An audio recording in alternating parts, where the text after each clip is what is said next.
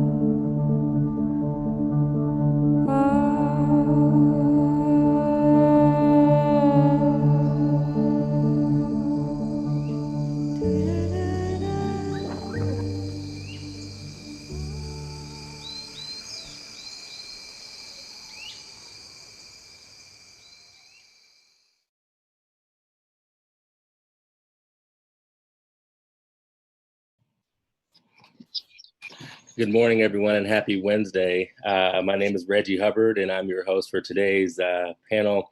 In our village, how do we stop exploiting our planet is the theme, taking on discussions about the extractive industry writ large, but also how we as a community, a global grassroots community, can come together and stop this. It's within our power, and it's also our time to do so.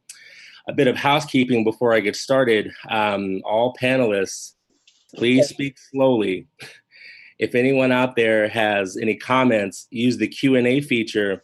It will be in Spanish, Portuguese, and English, and it will be found in the toolbar as a globe. All events will be recorded, and this is live, so anything can happen. Again, welcome to our village.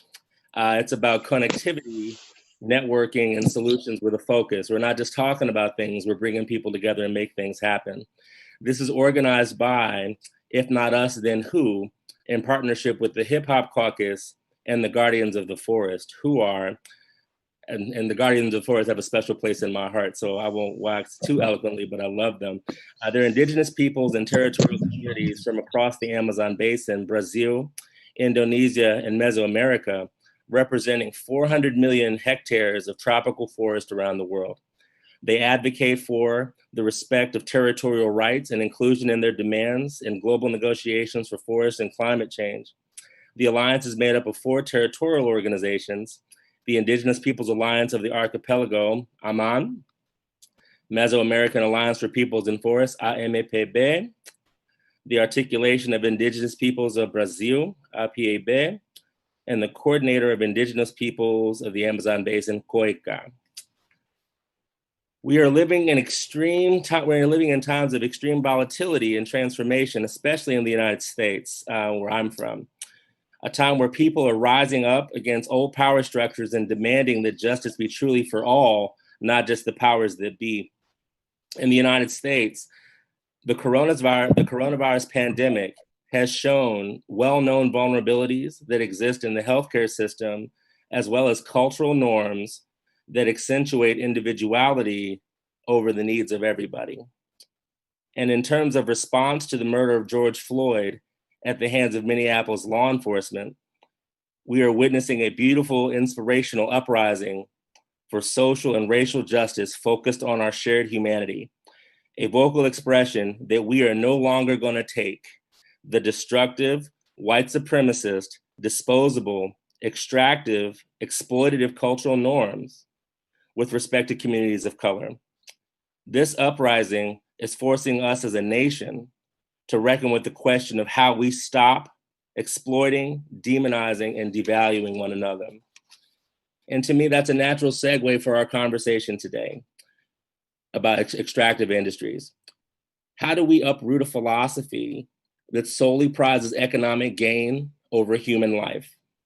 How do we speak truth to power, individually and collectively, that forces better behavior from banks and industries that have shown little care or concern about indigenous communities from the extractive piece, or communities of color with respect to like environmental degradation and chemical processing and all the things?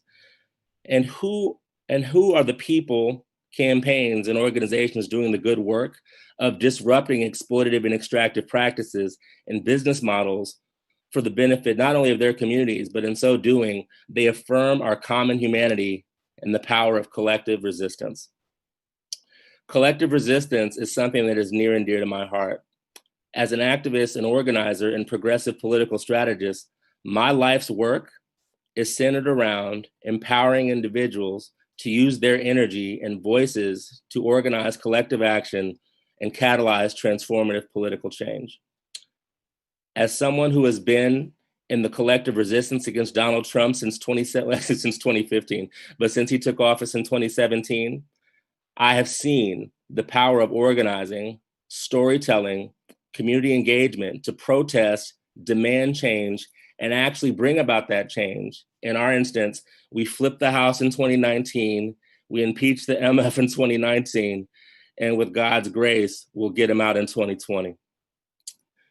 Before we get going on today's program, I'm also a yoga teacher and a meditation teacher. So I think it's important for us, for any discussion that we have, that we get grounded and rooted.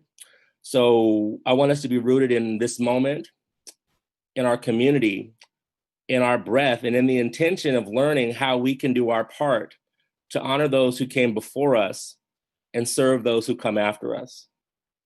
Of the many problems I have with extractive and exploitative paradigm in industry, but also in politics, the main problem I have is that it's self-absorbed and only focused on today. No thought about tomorrow, no reverence for sovereignty or for ancestral values, and no concern for the value and dignity of human life. We can do better than this, and not only can we do better, we have to. So before we begin today's program, let's spend a moment in silent contemplation. So wherever you are, sit tall and either close your eyes or soften your gaze. Allow the breath to become a little bit deeper. And spend a moment giving honor and gratitude to those that came before us, our ancestors who made it possible for us to be here now. To spend a moment in gratitude.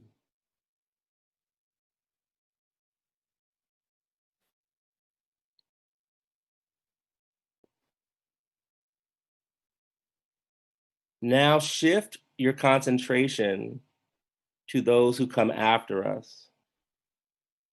What world will we be leaving them?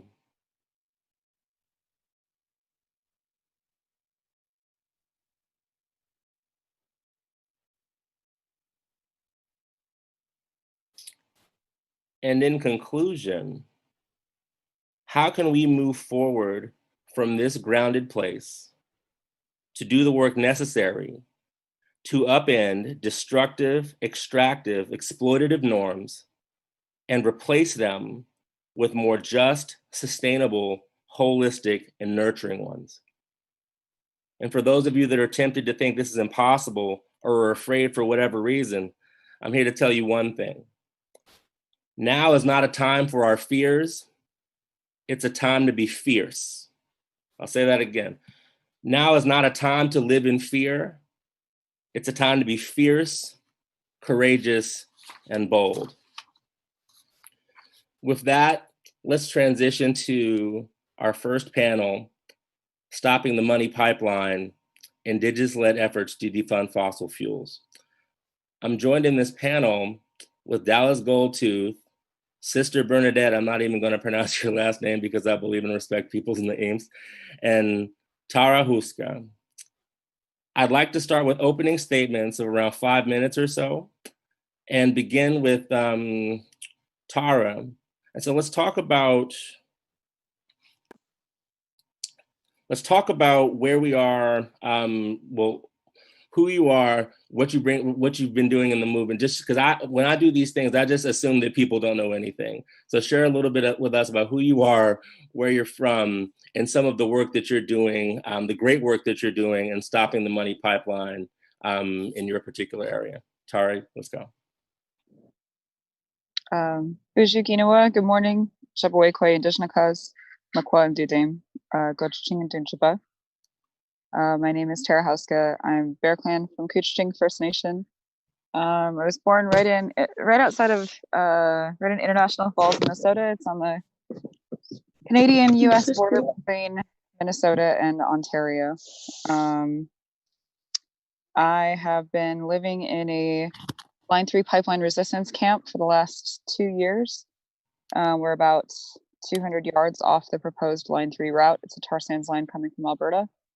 It's one of 3 major tar sands lines proposed. So Keystone XL, Line 3, and Trans Mountain pipelines are all those fights are taking place in tandem, as many pipeline fights tend to. In addition to the many other fracked gas, natural gas, LNG, all the things that are happening across Turtle Island and across the world. I'm on the steering committee for the Stop the Money pipeline. I've been involved in divestment work for a number of years now, meeting with banking institutions, protesting banking institutions, attending shareholder meetings, shutting down shareholder meetings, doing all the things in between, and making sure that we maintain presence here in the actual physical space of the front line, right? Like the front line of protection of standing with our mother in a different way than perhaps most don't. This is a lot different kind of engagement when it comes to a lot of climate justice work. I think people that are in these communities oftentimes are very isolated, and it's important for us to build community and to strengthen our presence in these spaces, and to, like you said, to not be afraid and to have courage. So, you gotcha. Tara, thank you for that, and thank you for your work, and look forward to hearing more about the beautiful work that you're doing. Would like to now pass the mic to Brother Dallas Goldtooth. Dallas, tell us from a 30,000-foot perspective, what's happening in the movement as you see it, and then a little bit about what's happening in the good work you're doing with your organization. Remember to keep it slow for our translators, and you're up. Thank you very much. Greetings. Good morning from where I am. I'm on traditional Menominee, Potawatomi, Anishinaabe, Sac and Fox lands, what is so-called Chicago. My name is Dallas Goldtooth, and I'm an organizer with the Indigenous Environmental Network. 30,000 feet, the big picture. We're in a critical moment right now where this movement is putting an incredible amount of pressure on those who are providing money to fossil fuel companies to poison and plunder Mother Earth. We're putting pressure on those companies who are actively choosing to disregard Indigenous rights, who are actively choosing to poison Black and Brown and Indigenous communities all across the world. And we're sending a message that if you're giving money or if you're providing any type of financial support for a company to do these things, then your hands are just as dirty. Mm-hmm. And so the 3 pillars of this fight right now that I see it as the 3 pillars of this fight to bring down the fossil fuel regime is the banks who are providing the loans and the financing. Then you have the insurance companies. You have insurance companies. Companies need the insurance in order to get the loan. So we're going after the insurance companies who are providing insurance. And then we're going after the asset managers. These are large-scale corporations and companies who manage money for other companies, who have hands in all different types of the economic system. And we're holding all 3 of these pillars accountable for their support of this effort. I just put names to it. you know, because I think we just say it and we don't have names to it. You know, in the banking world, the top dog that is contributing, that is like the number one target is Chase Bank. It's, you know, that doesn't absolve all the other banks. Every major financial institution has its hands in oil, has its hands in natural gas or coal or what have you.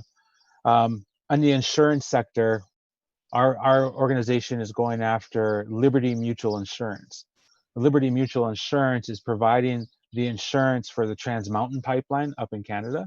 It is also providing insurance for the Keystone XL pipeline that is crossing territories of the Oceti people.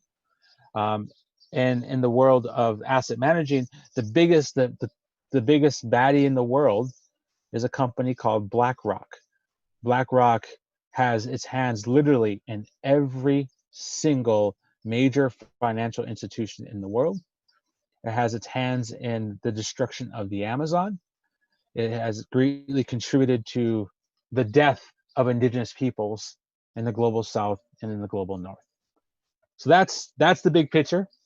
Our organization, IEN, is very involved and is trying to ramp up our involvement even more in this fight for divestment, to really hold these institutions accountable. At the same time, advocating for us to step away from the fossil fuel regime and develop regenerative economies on our own terms, supporting Black, Brown, and Indigenous communities who are trying to try to establish their self-determination, to decide what happens to their bodies, what happens to their businesses, what happens to their homes, what happens to their air, their water, their land. And that's where we're at. We're trying to fight the bad and build the good. And I'm so happy that you're a part of this to help learn more about it. So Thank you, Dallas. Yeah, thank you, Dallas, and thank you, Tara. It seems as though our other panelist is delayed, so we're just going to dive in. What I want to do is, first of all, thank you for the education and thank you for your good work that you're doing. Again, I try to do a lot of these panels from a standpoint that no one knows anything. So this question is coming from that place. Don't think I'm this silly or stupid, but what's the big deal about it's just a loan, right? Like, why are we so upset about, like, it's just a bank and a loan? Like, who cares, right? Like, so why would you want to stop a loan? It's just a loan, right? That's tongue in cheek, but, Tara, for those people that are just learning, like, whoever wants to go first. Well, I guess we can take turns or whatever. Yeah. Yeah. So I would say, it's just a loan. Well, this capitalistic society and extractive industry that we're fighting depends on capitalism to exist, which means it depends on money, right? It's an industry of money. And the reason that this specific tactic is one that, myself and many others have found very useful over decades of work trying to defund these specific industries, is, they don't really listen to morality, but they listen to money. When it hits them in the wallet, then they feel it. Mm-hmm. When you're sitting across the table from the stakeholders and the actual impacted parties who are telling you, hey, you have a climate change policy, and you also have an Indigenous peoples policy that talks about free, prior, and informed consent. Yet your institution isn't directly loaning and lending literally millions or billions of dollars to a project that is vehemently opposed by all of these nations. And here's all the lawsuits and oppositional papers to demonstrate that, right? It becomes something where you are trying to stop the flow of money, but also to stop the fruition of these projects. Mm-hmm. There's a whole bunch of different angles, right? Like there's the regulatory process where they're going through and trying to get permits, and they're trying to go through the state, and they're trying to go through the feds. The states and the feds oftentimes are very, very supportive of those efforts. I mean, the laws are written by the same people who are funded by the fossil fuel industries, right? Right. That's the reality. But when you go after the financiers and you go after the insurers, these are people that are forward-facing institutions. They depend on us. They depend on consumers to put our money in and invest it and all that stuff, right? Like they're very much more, I would say, receptive and apprehensive about folks like us showing up in their boardrooms and showing up in their right outside their buildings. Going after the money is an incredibly powerful space, as we've seen with, defund the police was trending on all over the internet this last week. That was amazing to see. Right. There have been people working on that for a long time, and it's like, yes, go after the money, cancel the contracts. That's how you're going to get to them. You're not going to get to them, obviously, through morality. Right. That hasn't happened in many years. Right. Dallas, what do you have to say? And Tara, thank you for that. I appreciate that. Dallas? Yeah, just to build off of what Tara is saying,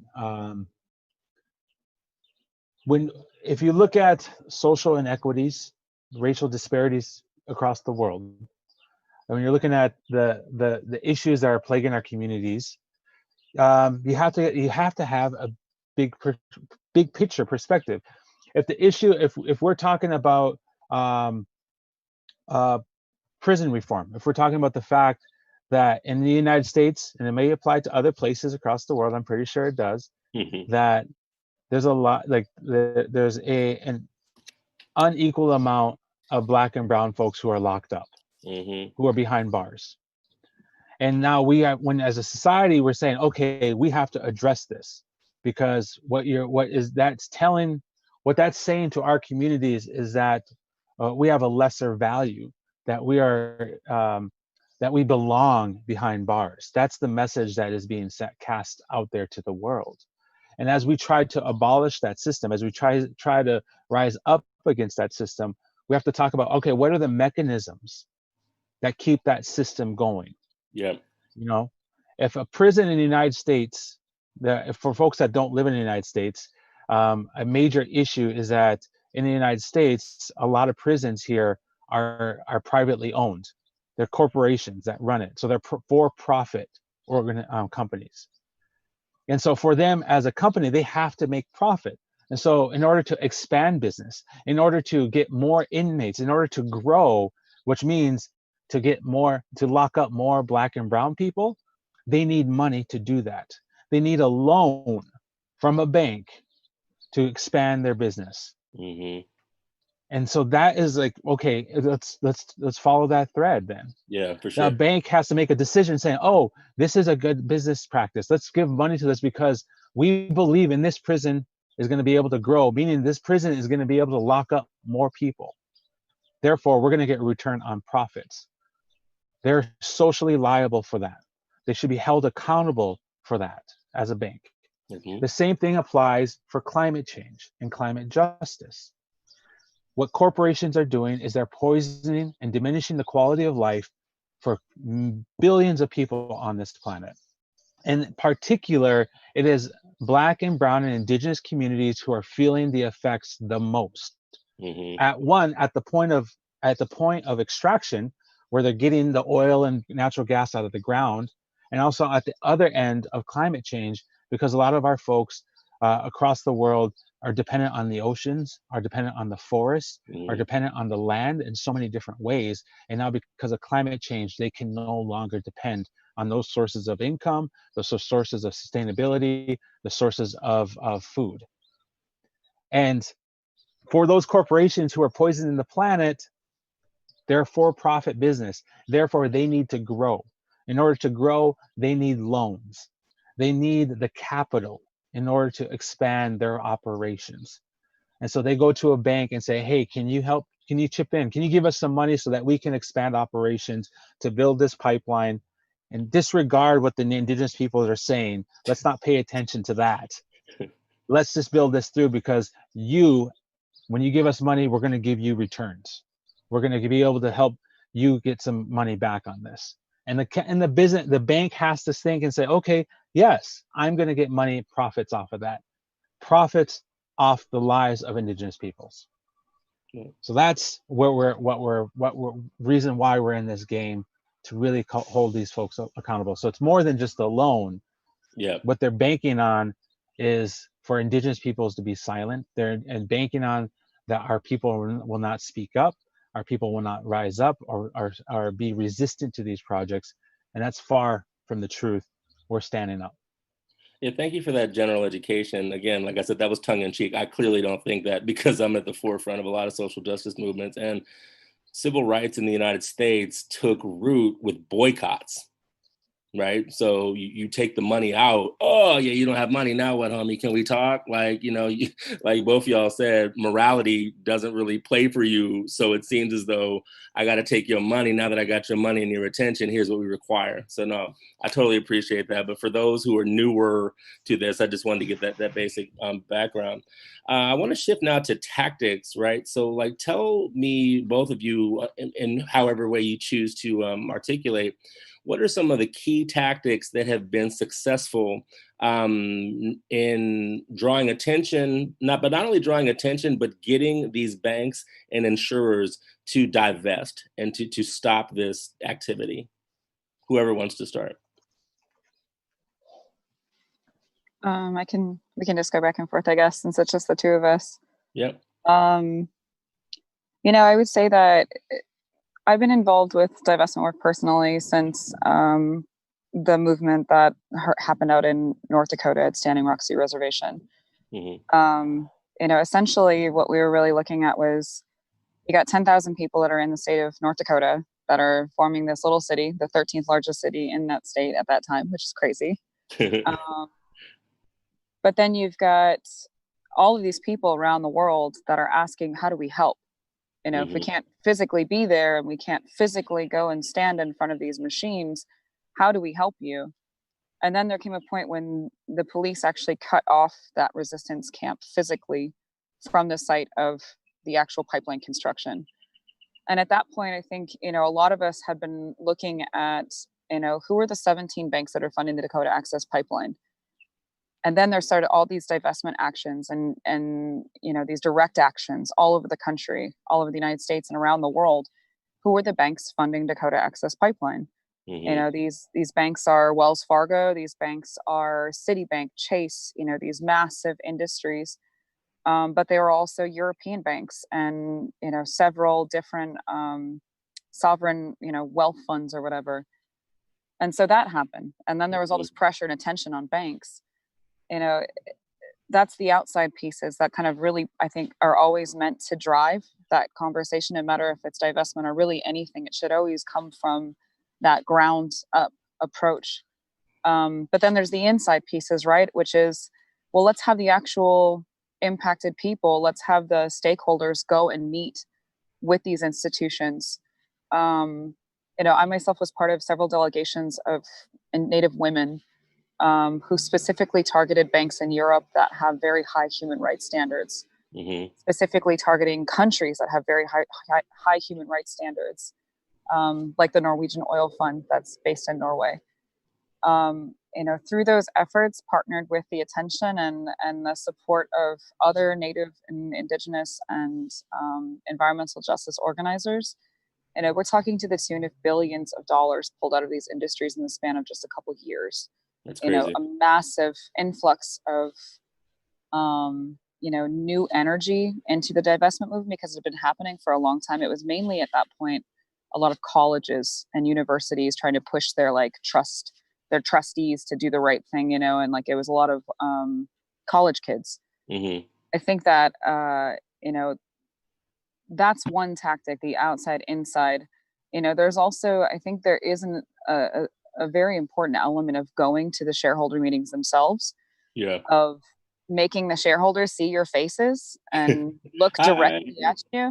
Exactly. And they don't want to see you, but they do see you, right? And we've done that. I mean, I've done that with the company that I'm fighting, right? I've showed up at Enbridge's shareholder meeting multiple years in a row now. They all know my name. And I'm like, hey, guys, how's it going? Still fighting your awful machine. Still see you guys out there on the line every couple of days. I'm sure you see us too. Right. I think there's that. And then, lastly, I would say, the lawyer side of me also, I think there's a very important, and this is where the larger organizations with a lot of capacity and a lot of research and a lot of staff can be really helpful, which is, one, tracking down who these loans are coming from, who are the insurers, but then also what are their policies and how can we push for change within that? And how can we present something at the shareholders meeting, a resolution or something like that, for shareholders to start thinking about these things? How do we show up at the Equator Principles working group? The Equator Principles set banking standards around the world, and present them with language of what actually really would make a difference. Because right now the language standards are not good. They don't actually protect, these front lines communities in a real way. It's just kind of like lip service kind of protection. Right. That's a way to try to push change, and corporate accountability. I mean, the legislature is also another route. It's a little tougher when all the legislators are in the pocket, kind of in bed with those folks, but yeah, for sure. Yeah, that's a few. Okay, thank you, Brother Dallas. What do you have to offer? I think that we work with a lot of indigenous communities on the front lines of a wide variety of fights, from LNG and the liquefied natural gas exports down in the United States Gulf Coast region, from folks who are fighting fracking development up in the upper Midwest, up in the Pacific Northwest, down in the Four Corners region of the United States. So we are fighting a wide variety of projects. And so it just makes sense. And also just recognize the fact that the system that we're fighting is multifaceted. Yeah. I mean, there's different points of attack. And so it just makes sense that our response would be just as multifaceted. Mm-hmm. So, going from the board meetings to people just showing up in office buildings is really what it's about, is just showing up, being public, holding folks accountable, just letting the powers that be, those who are making decisions, letting them know that they're being watched, that people are watching their decision making.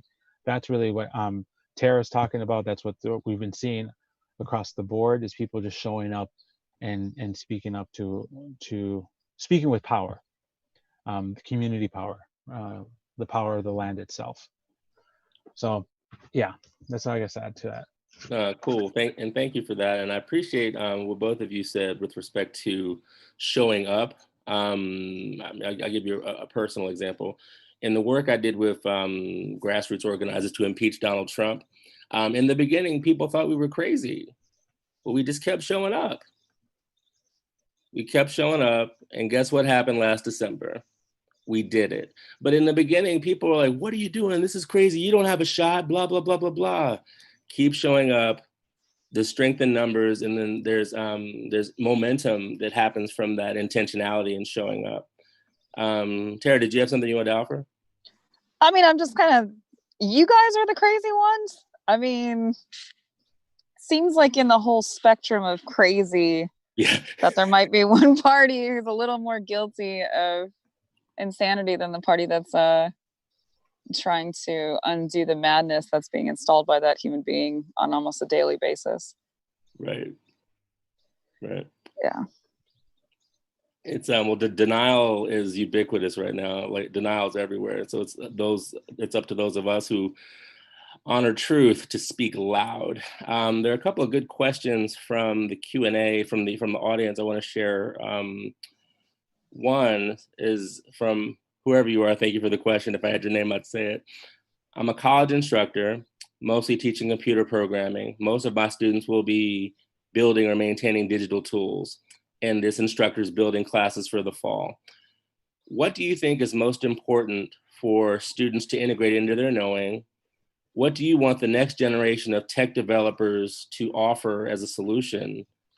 And would that be communication tools for funding collective, microloans? Like, is there a way that this specific community can be of service to your movement?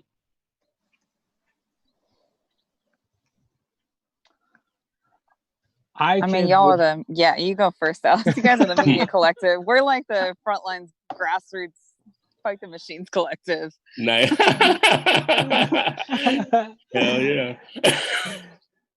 So look, there there are all of us are trying to find something that's different, right? We're all trying to find a system that works for ourselves and for the land. Like we're just trying to find something that is not exploitive and extractive, and that is, you know, that is predicated upon the oppression of many for the Yeah. benefit of a few.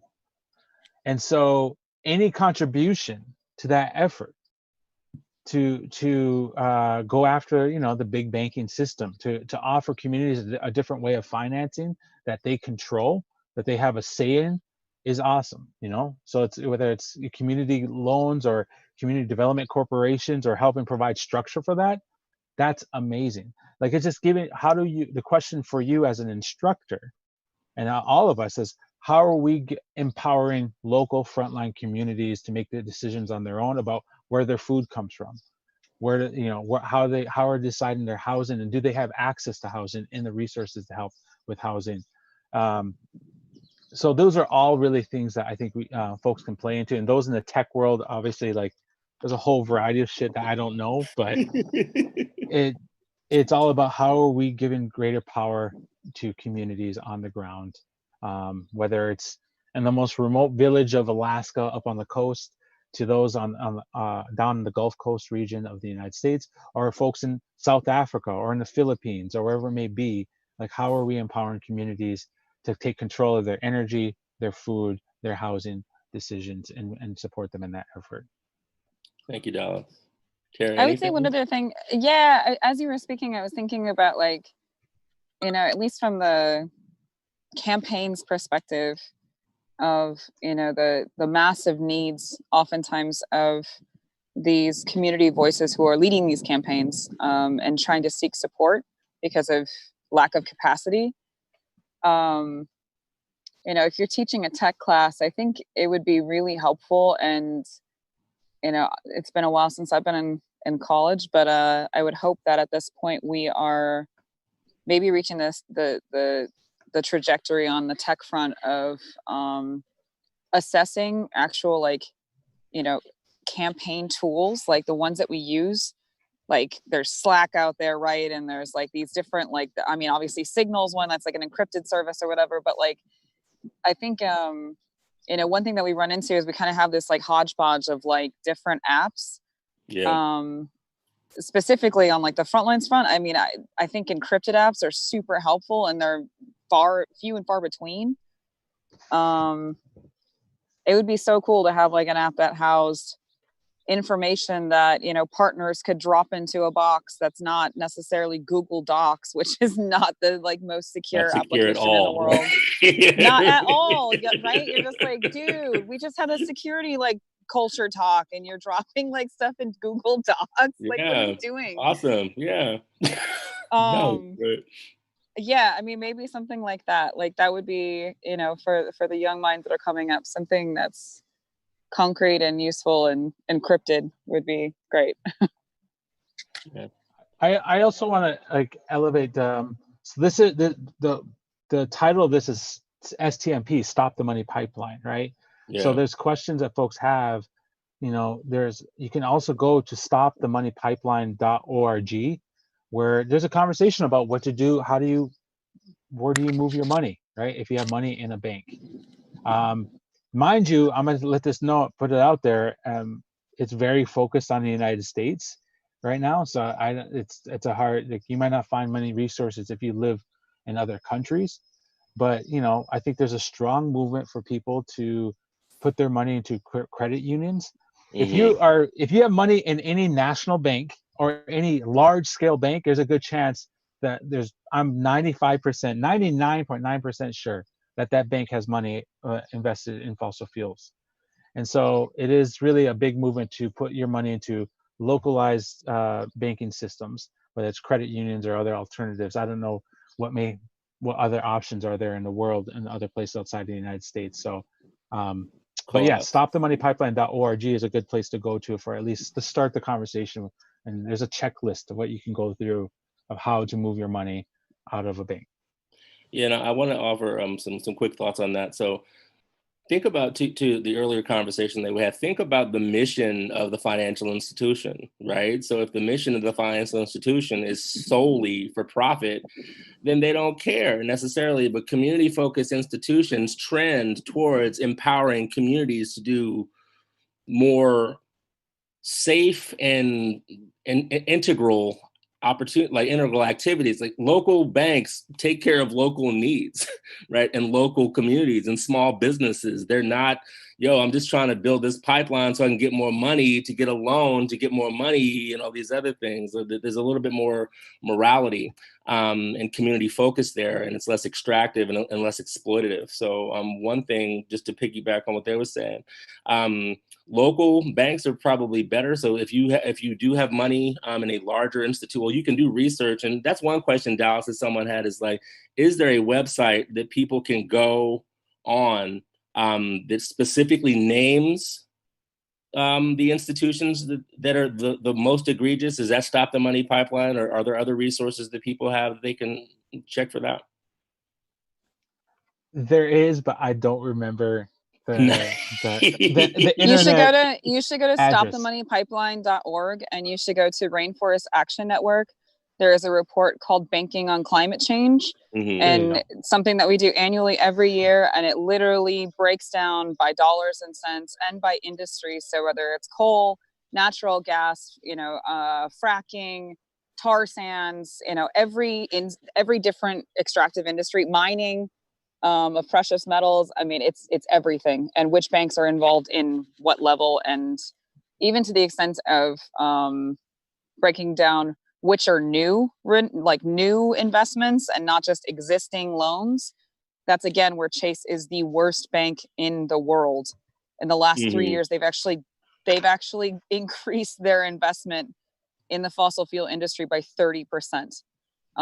So in the face of climate change and all this climate campaigning, that's been their response. So please go to that report.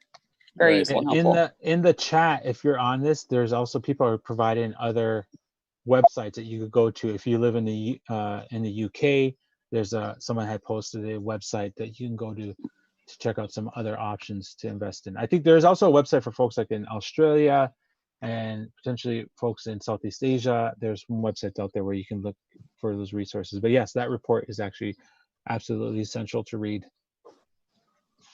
Yeah, and so just to repeat that, for those of you that are on the Zoom meeting and in the communal chat, there are some of these links, and I'm sure this can be aggregated at the end for those seeking that information. I just want to say, for those of you that are out there that may still be a little bit skeptical, just read the reports. Right, the data's there. People wouldn't be this active if it didn't exist, right? So suspend skepticism and get into the data. And once you have the data, make some decisions about what you're going to do with it. Don't just read the report. Use it as an actionable item. Not that you wouldn't, but just I'm an activist and organizer, so I'm always like, don't just read, do. Don't like get out there. Don't just talk about it. Be about it. That's my pet. It's not a pet peeve. It's a learning opportunity. Yeah.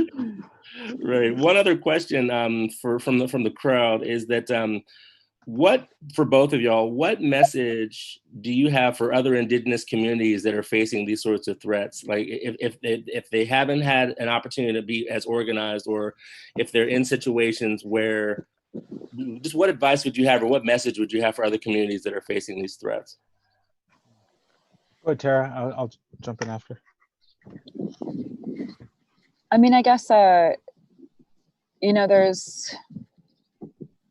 when I think about Native people and I think about where we're at in the planetary conversation of human beings and our existence, 80% of the world's remaining biodiversity is in indigenous lands and indigenous hands. 80%, right? And we're still largely absent from almost all of these global conversations on climate. We are still largely relegated to photo opportunities and to kind of colorful pictures. But the reality in actuality is that we are holding that in our ways, in our culture, and our practices, and our deep connection to the earth. I think that I know that around the world we all have differing structures that we have to, that we are stuck within, different colonial structures of land holdings. There's various kind of, a whole spectrum of recognition of sovereignty, of, trust land, of non-trust land, of territory, of all these different legal definitions. I hope that we can work hard with our partners to help them to understand just how critical the control of Indigenous lands in Indigenous hands is. That our partners recognize that when we talk about rights of nature, we're actually talking about the survival of humankind and not just our own. That we are not engaging in, this not in my backyard NIMBY style of organizing. We're talking about the survival of biodiversity and like our species. And so the empowerment of Indigenous peoples is the empowerment of us all.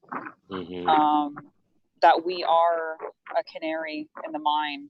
And that I think, although we are not yet in a position of leading those conversations, I think that we are progressing far enough that our partners have started to look at us and say, maybe you should speak too, and not just kind of stand there and look good for our pictures. And maybe we could partner on something, and maybe that's getting a meeting with a banking institution that's funding some awful project in your territory, but maybe that's also them working with your people to figure out, how do we actually change that narrative around land? How do we strengthen and repair or enhance your sovereignty and your sovereign status over your own land?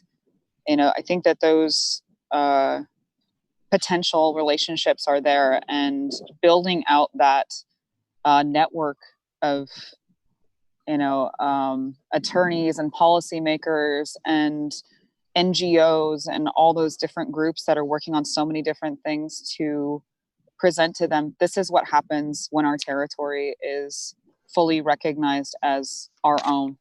Right. This is what happens globally when that happens. So yeah, I guess really work on building networks and all the love always. Yeah, thank you, sister. Brother Dallas. Yeah, it's a good question and great answer Tara provided.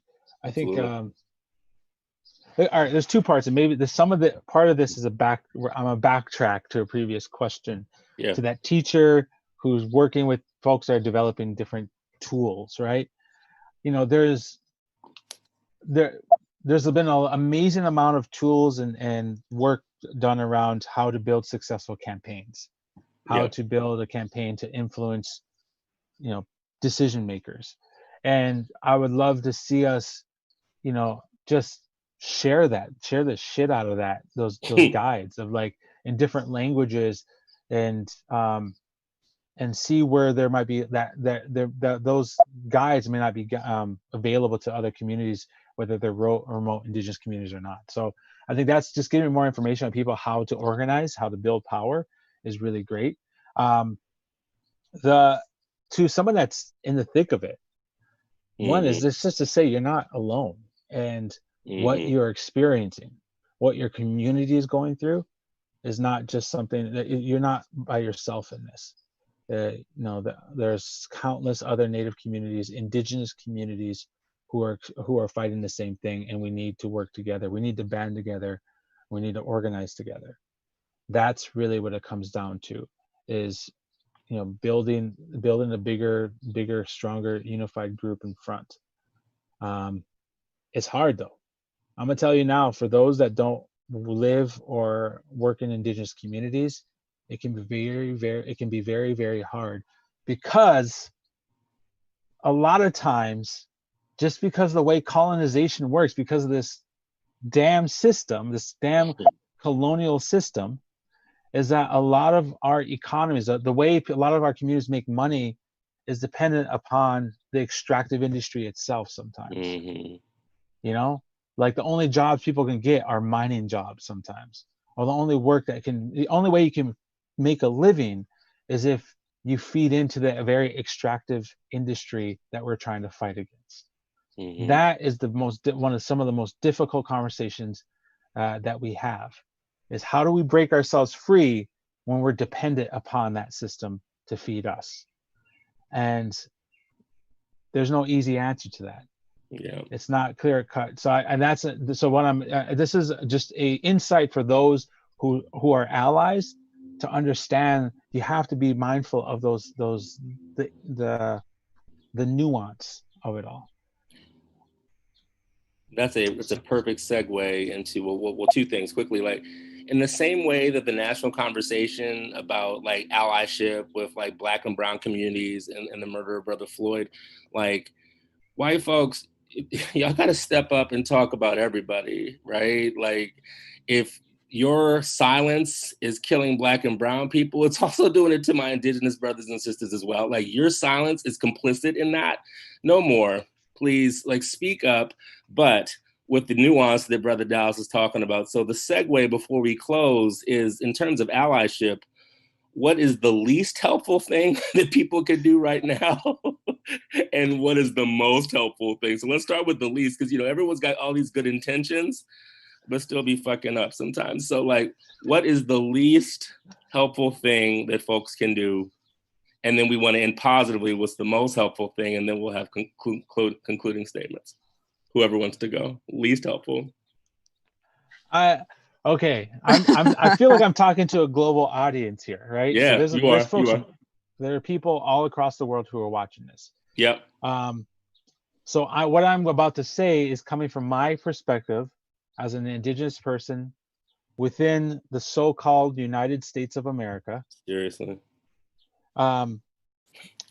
What does not help, I guess, is I don't know how to properly phrase it, because this is a great question and I'm trying to figure out way to say this.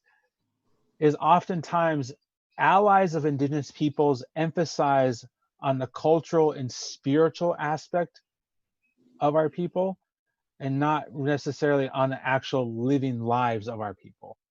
So there's an obsession with indigenous spirituality and sharing that and experiencing that, but there's not a deep investment in protecting the actual lives of indigenous peoples from destruction and death by state-sanctioned violence. That's where we need folks to step up. You want to burn sage in your home? Okay. You want to have an ayahuasca ceremony? Like, let's really get down to it. How are you helping indigenous peoples protect their homes? How are you helping indigenous peoples protect the land itself for the benefit of every single person on this planet? Like, get beyond your own individual consumption of indigenous culture and invest in indigenous life. For someone who didn't have the words, that was pretty damn dope. Tara. I'll speak from the perspective of an indigenous person who lives in a camp. And so there's lots of allies who come in varying levels of skill and knowledge. We go through that decolonizing talk every single time someone new shows up. Oftentimes we have to go through that talk a number of times. There is a tendency, like Dallas said, of folks wanting to consume indigenous wisdom while trying to place us into some preconceived notions of what we're supposed to be in order for them to be getting what they want from us when they're supposed to be there in allyship, right? I would say that I think, there's a need to listen and learn how to listen. Learning how to listen is a lifelong process. It's not something that you're just going to get from, like, I'm not just talking about opening your ears. I'm talking about, teaching someone that, hey, just because you showed up doesn't mean we're just going to be Indian for you in the way that you think that we need to be. Yeah. Right. Or that our community is going to perform for you in the way that you have preconceived in your head. I think there's, we've kind of talked about that, but I would say another thing that is just not helpful is when allies show up with a whole fully developed solution to a problem that they actually don't understand. Know. Right. Like they're just like, well, I saw these statistics and I looked at your community makeup and I have this amazing thing that I know is gonna fix your problem. And you're like, you don't even know what the fuck the problem is, Right. like come in for a little while, see what we're talking about, and actually listen to people that have been actually probably working on solutions with no funding and no capacity for many, many, many generations. Right. Yeah. So collaborate on ideas. Don't just come in with this is how it should go, and we'll do some consultation with you, the person I'm going to help. But I got to figure it out. Obviously, I'm a statistician. Right. Yeah, not a good look. I'd like to add, this is based on a question that was asked. I just answered in the Q&A because there's folks saying, how can we, and I'm gonna say this because they probably didn't mean it this way, giving them the benefit of the doubt. But the question is, how can we come help? How can we help? How do we come into community to help them as outsiders? My answer to that is that you're working from an assumption that people need outsiders to come into community to help them. Like, recognize that we have agency, like that our communities are doing the work that needs to be done. You need to do your part. And that what we're fighting is a colonial system. That colonial system does not just exist in our community. That colonial system is everything around us. Whether you are 1,000 miles from an indigenous community, or you are in a predominantly white community or predominantly affluent community, you are just a part of that colonial system as we are. And so you have a tremendous role to call that out within your own spaces, because that's honestly sometimes the most impactful thing you can do, is in the spaces of privilege. By calling out the system, you're attacking it from a different perspective that we cannot. Right. We're seeing that in the movement to recognize in the movement for Black Lives Matter, is anti-Blackness permeates all aspects of our society. You don't have to be in a Black community to experience anti-Blackness or to see it. And that we have to be able to call it out in all aspects of our lives in order to be the best and strongest allies. Cool. And the same thing goes for the fight against extraction and the fight against fossil fuel. So your role might be coming to a camp and going, helping people on the ground. But I think the vast majority of you are going to be supporting by demanding the divestment from fossil fuels in your own areas. One of the ways we found that people can support this struggle is saying, one, divest your personal money. Take your money out of a bank if they're giving it to a fossil fuel company. Another way is get your city, your organization. If you work for a company, a for-profit company, they're investing their money somewhere. Get that company to divest from fossil fuels. Get your city to divest from whatever institution that you're a part of, a greater institution. They all have a part to play in it, and you have to call it out. We could go I hate to do this, but we're a bit over time. We could go all day about this. I want to thank you all for what you had to say. And I want to end with the following, like what Brother Dallas said. We all have our part to play. So now that we have this information, how can we plug in? This is a question for everyone. There are resources in the chat.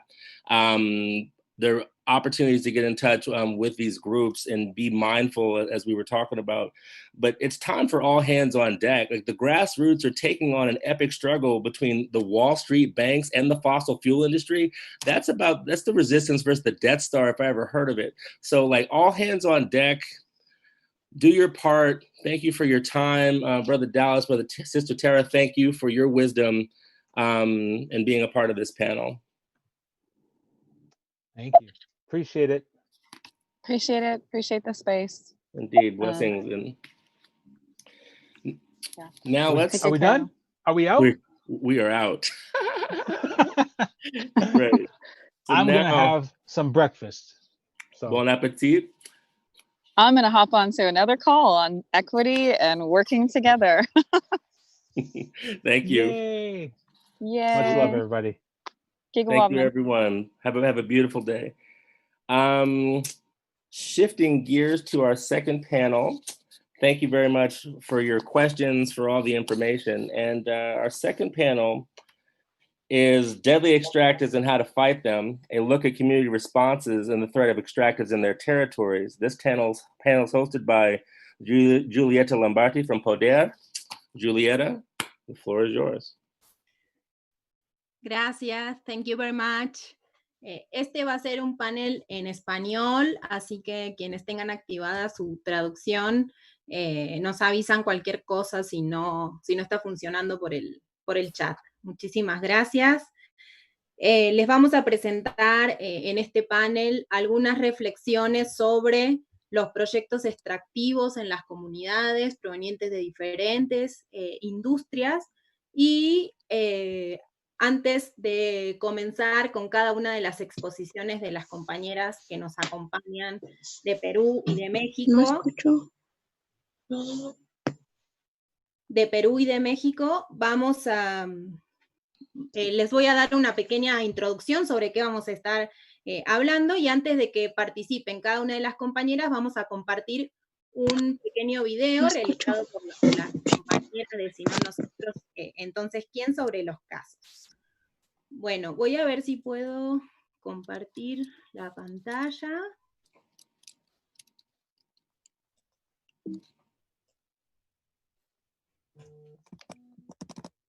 Para empezar a platicarles sobre qué son estos proyectos extractivos, que son actividades que remueven grandes volúmenes de recursos naturales que no son procesados, y aunque a veces las asociamos exclusivamente con las actividades mineras o de extracción de hidrocarburos, también decirles que existen procesos de extractivismo en el modelo agrario, ¿no? En incluso extractivismo forestal, turístico o de extracción de recursos pesqueros. La extracción de estos recursos, la explotación del petróleo, del gas, la instalación de centrales hidroeléctricas, de centrales eólicas, los cultivos agroindustriales, lo que hacen es modificar gravemente el territorio. ¿Y por qué? Porque remueven grandes toneladas de tierra y agua, siembran muchas hectáreas con un solo cultivo, como puede ser la soya o la palma aceitera, utilizan muchos litros de agroquímicos que contaminan el suelo, talan grandes hectáreas de bosque, desplazan animales y plantas, y generan muchos conflictos con las comunidades donde se van a instalar. Otra característica que tienen estos proyectos es que casi todo lo que extraen es para destinarlo al mercado de exportación, al mercado externo, y el grueso de las ganancias que se obtienen por estas actividades no se quedan en las comunidades, ni siquiera se quedan en los países donde se realizan estos proyectos, sino en las empresas matrices que generalmente se encuentran sus sedes en los países más desarrollados. Acá algunos datos como para entender la dimensión del problema y cuál es la amenaza que representan estos proyectos en las comunidades. Bueno, a pesar de que el 10% de la inversión extranjera directa en el mundo se destina a la producción de estos recursos naturales, América Latina ha captado más del 30% de esta inversión en proyectos mineros. Y el 30% de los proyectos de oro y el 40% de los proyectos de extracción de plata que existen actualmente en el mundo se concentran en nuestra región de América Latina.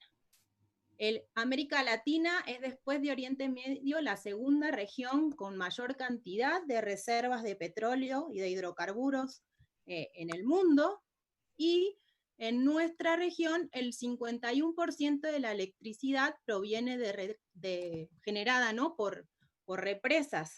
Esto genera un problema porque es un sistema que se basa en la privatización de los ríos, que profundiza las inequidades sociales, porque la electricidad que se produce en nuestros ríos es utilizada principalmente para abastecer a las grandes industrias y a los grandes centros urbanos, y no a las comunidades.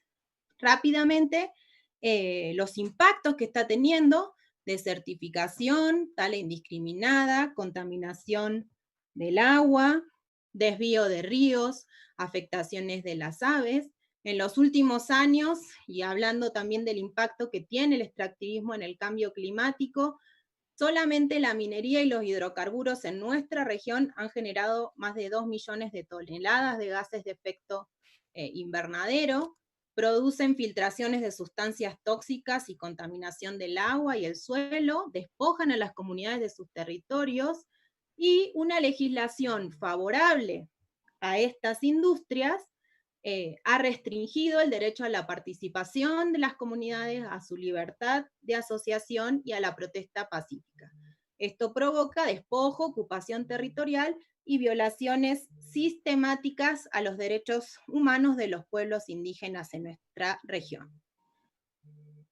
Estas actividades extractivas han limitado y privado del acceso a la tierra, el agua y los bienes comunes a las comunidades, y en casos muy graves han llevado, ¿no?, al desplazamiento forzado y pueden conducir al exterminio de las culturas y los pueblos originarios. Bueno, sobre estas distintas amenazas que tiene el extractivismo en los territorios, así como qué estrategias están llevando adelante las comunidades para enfrentarse a estos proyectos y resistir y seguir disponiendo de su propia autonomía y decidir las formas en que quieren vivir, nos van a hablar las compañeras que nos están acompañando en este panel de México y de Perú.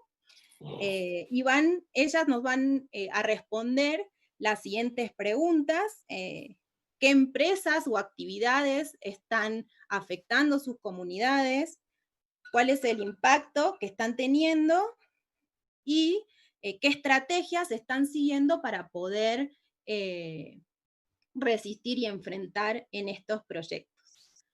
Antes de darle la palabra a nuestra primera invitada, vamos a ver un video sobre el caso que nos va a presentar la compañera Claudia de la Sierra Norte de Puebla, que se llama Tesoro Vivo. Vamos a ver un teaser de este video, y el video completo lo pueden encontrar en la página de Si no nosotros, entonces ¿quién? Paul, o no sé quién nos va a ayudar a pasar el video. Un momentito, Julieta, un poquito más despacio, por favor. Okay. ¿Por qué vendría alguien a destruir lo que tenemos, de lo que vivimos, en donde estamos? Se han ocupado de manipular a las personas para convencerlas y decirles que es la mejor opción. Si abajo de estos cerros que vemos, que están llenos de bosque, si abajo tienen oro, tienen plata, la ley actual dice que tiene prioridad la explotación de esos minerales. Van a sentarse aquí unos 15 o 20 años y se van a llevar el oro y la plata, que es lo que buscan, y nosotros vamos a dejar tierras sin vida.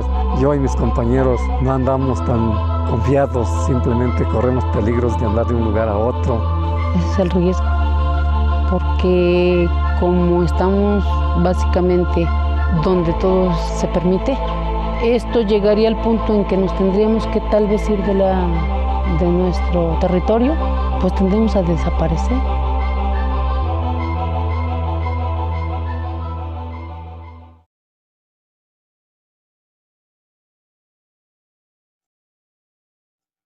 Gracias. Entonces ahora le vamos a dar la palabra a Claudia López.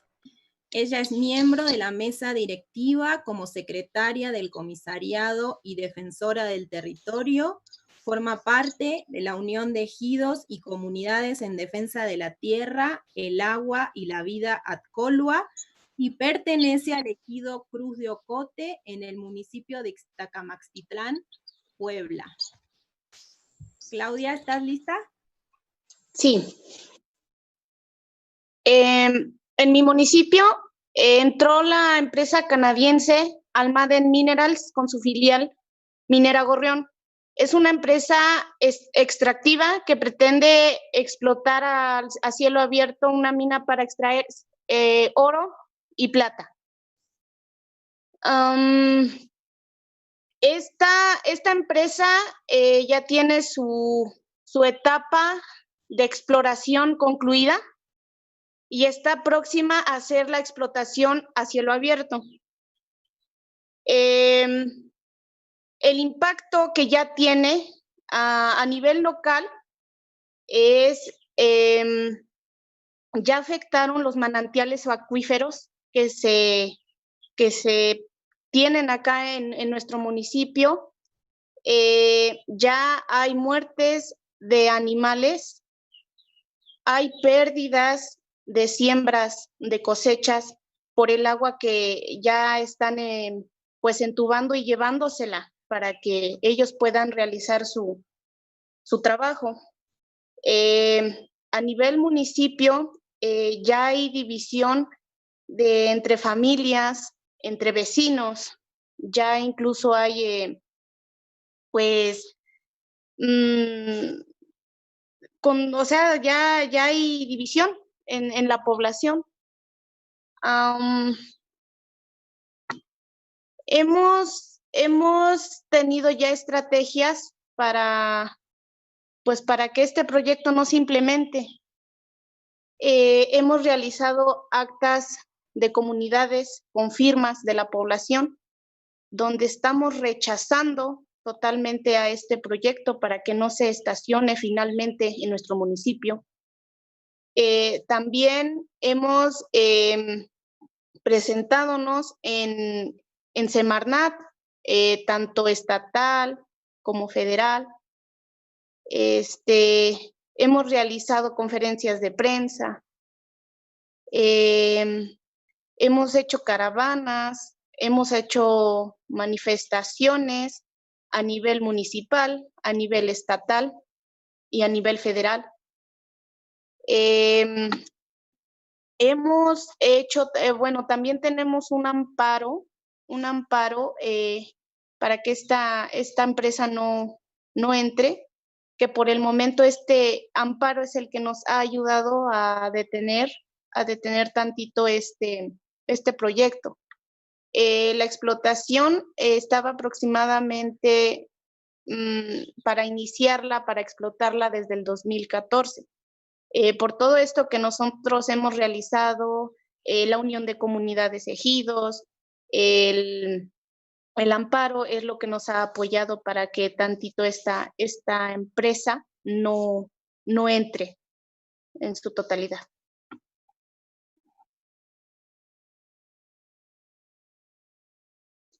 Estamos pues también cada día pues estando al tanto para que pues no seamos pues más que nada ya manipulados más por esta empresa. También pues hemos buscado apoyos a diferentes organizaciones, lo cual sí hemos tenido pues en su totalidad el apoyo, y pues seguiremos luchando, seguiremos trabajando para que esta minera no nos afecte, para que esta minera no entre y pues termine con la población y con nuestras futuras generaciones y por la riqueza natural con la que existimos y vivimos. Sería todo. Muchísimas gracias, Claudia, por compartirnos lo que está ocurriendo en Ixtacamaxitlán, en la Sierra Norte de Puebla, en México. Ahora vamos a trasladarnos al sur del continente americano, vamos a ir a Perú.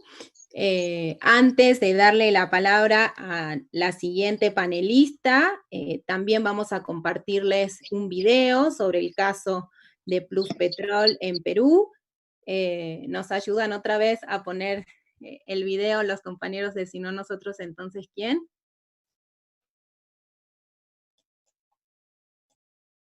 ¿Cómo está nuestra tierra? ¿Cómo está nuestro bosque? ¿Cómo han dejado la empresa? Ahí está el hidrocarburos. Mercurio, plomo, arsénico. Aquí están muriendo con la contaminación. Este parche no es tan seguro. Cualquier rato puede colapsar y va a haber un derrame en este lugar. Si no vamos a comer los peces ni los animales de la zona, ¿qué vamos a comer? A este lugar le cavaron y lo que sacaban de los pozos le pusieron acá. mi hermano se ha muerto así pues, botando así sangre, vomitando. Necesitamos que hagan la justicia, que le hagan sentar a la empresa que asume su responsabilidad. ¿Quiénes están de acuerdo que sea ahorita?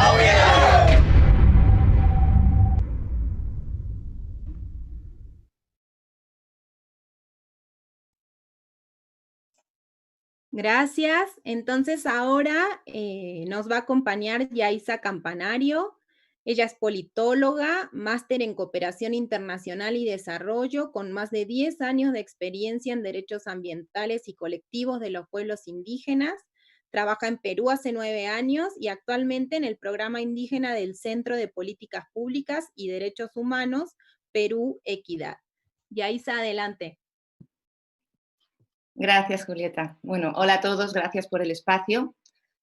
Primero, bueno, indicar que voy a hablar del caso de los pueblos quechua, quichua, achuar, urarina y cucama, de la parte nororiental de la Amazonía peruana.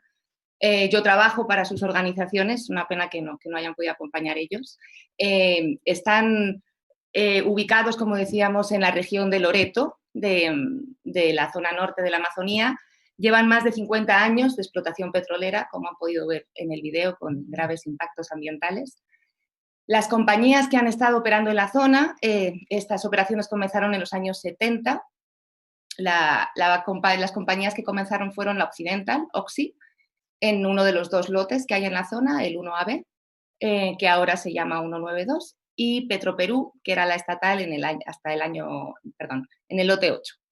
A partir de fines de los 90, principios de los 2000, compra la concesión la empresa Pluspetrol. Es una empresa originariamente argentina, pero que actualmente tiene su sede en los Países Bajos, su casa matriz.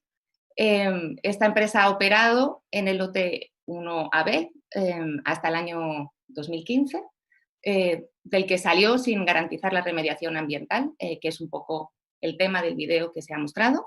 Y sigue operando en el lote 8, que es un lote que está contiguo a este lote 1AB, hasta el 2024. Las operaciones petroleras continúan en la zona y el Estado además prevé que vayan a estar en actividad por lo menos 30 años más, a pesar de los gravísimos impactos y la falta de reparación a todas las violaciones a los derechos humanos y ambientales que se han dado en la zona. Los impactos, como hemos visto, son gravísimos a nivel ambiental. Se han dado por 3 acciones, que ha sido el vertimiento de aguas de producción, que son altamente tóxicas, a los ríos y las quebradas de las comunidades hasta el año 2009. La otra es que el sistema de ductos y el sistema por donde se traslada el crudo es un sistema que no se ha reemplazado ni se ha mantenido adecuadamente y se está rompiendo, lo que ha significado en cientos de derrames. Solo para que se imaginen, en esta cuarentena, en el lote 1AB, que ahora se llama 192, ha habido 6 derrames, aunque no haya habido operación. Un poco despacio, un poco más despacio, a favor. Ya, disculpa. Y además de los derrames petroleros, bueno, otras malas prácticas. Estas prácticas han generado, como decíamos, impactos ambientales que han derivado en gravísimos impactos a los derechos humanos de las comunidades. Se han violado su derecho a la salud, su derecho a la alimentación, su derecho al agua limpia y potable, su derecho al territorio, pues muchas comunidades no han podido titularse porque la empresa tenía más derechos territoriales que las mismas comunidades. Además, bueno, se han violado su derecho a practicar su forma tradicional de vida. Todos sus recursos naturales han sido contaminados y digamos que la reparación de estas violaciones sigue lejos, ¿no?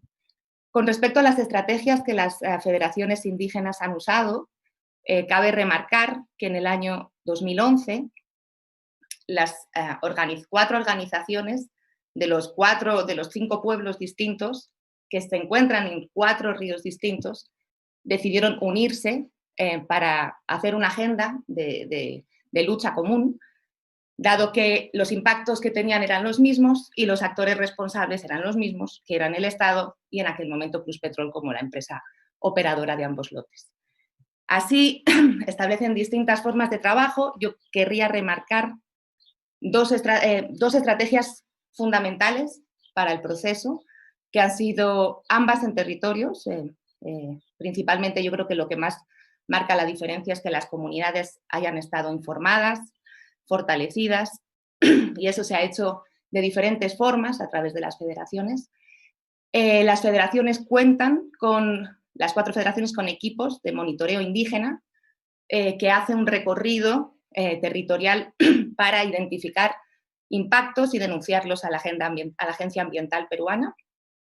Estos equipos de monitores indígenas llevan 15 años recibiendo capacitación en temas de ingeniería de hidrocarburos, en temas de GPS y nuevas tecnologías, y han tenido un efecto no solo de poder hablar de igual a igual con el trabajador petrolero o con la empresa o con la Agencia Ambiental Peruana, sino que además también han servido para recuperar control territorial, ya que han conseguido ingresar dentro de las instalaciones de la empresa también para supervisar que no haya contingencias ambientales. Las otras de las estrategias ha sido la protesta y la movilización, que han sido lo que realmente ha ido marcando el avance de acuerdos con el Estado. De los diferentes avances muy pequeños que ha habido en materia de reparación, donde se encuentran menos avances ha sido en la remediación ambiental. La empresa Pluspetrol, como decíamos, salió del lote. En el 2015 no se quiere hacer cargo de la contaminación existente y por ello, y el Estado no está siendo capaz, a pesar de las múltiples multas y los diferentes procesos sancionadores, de hacerla responsable en este aspecto.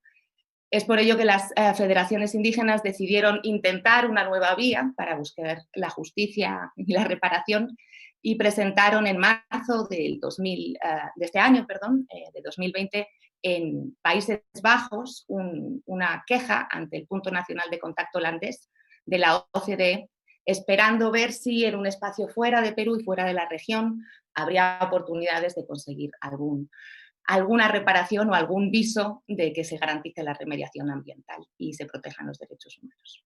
Muchas gracias.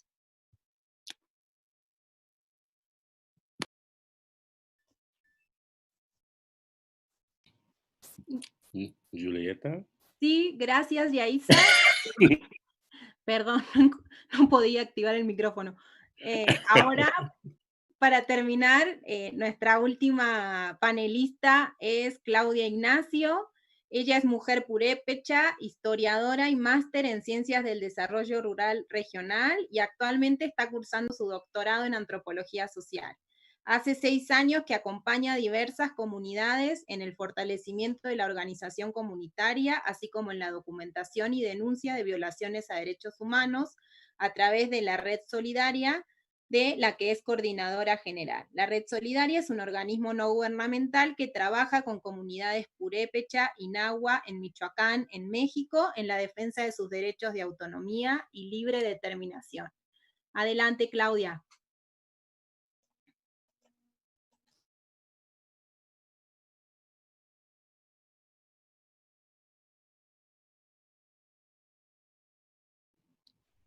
Tenemos varias resistencias que los pueblos indígenas que vivimos en Michoacán, México, tenemos varias resistencias contra proyectos extractivos y que estas resistencias forman parte de nuestra memoria, porque históricamente nuestros territorios han sido despojados, aunque estos intentos siempre se han encontrado con mujeres y hombres fuertes que protegen nuestras formas de vida y prácticas. Desde el siglo XIX, personas ajenas a los pueblos originarios, con la aprobación del gobierno, talaban los bosques y se llevaban la madera. Luego llevaban ganado a estas tierras, causando un grave daño a la madre naturaleza. Estas acciones se siguen repitiendo hasta nuestros días. La tala de los bosques sirve para aprovechar las maderas que hay en nuestros territorios, pero también como una forma de modificar el uso que se le da a las tierras. Donde antes había bosques, ahora hay minas y monocultivo de aguacate. En estas intervenciones que tendré a continuación, les hablaré de 2 casos, el de la comunidad nahua de San Juan Huitzontla y el de mi comunidad, la comunidad purépecha de San Andrés Sirondar. Huitzontla se ubica en la Sierra Costa de Michoacán, en una región donde la minera Ternium tiene una mina activa en la comunidad de Aquila. además de diferentes concesiones sobre el territorio de Huitzontla. Estas concesiones se encuentran sobre espacios rituales, sitios de cuidado comunitario del medio ambiente, así como en los sitios donde las personas tienen sus casas y espacios para cultivar maíz y frijol. En el caso de mi comunidad, San Andrés Ciróndaro, que se ubica en la región purépecha del lago de Pátzcuaro, el territorio ha estado siempre en disputa por pequeños propietarios, quienes han aprovechado la tierra que han quitado a la comunidad para sembrar aguacate.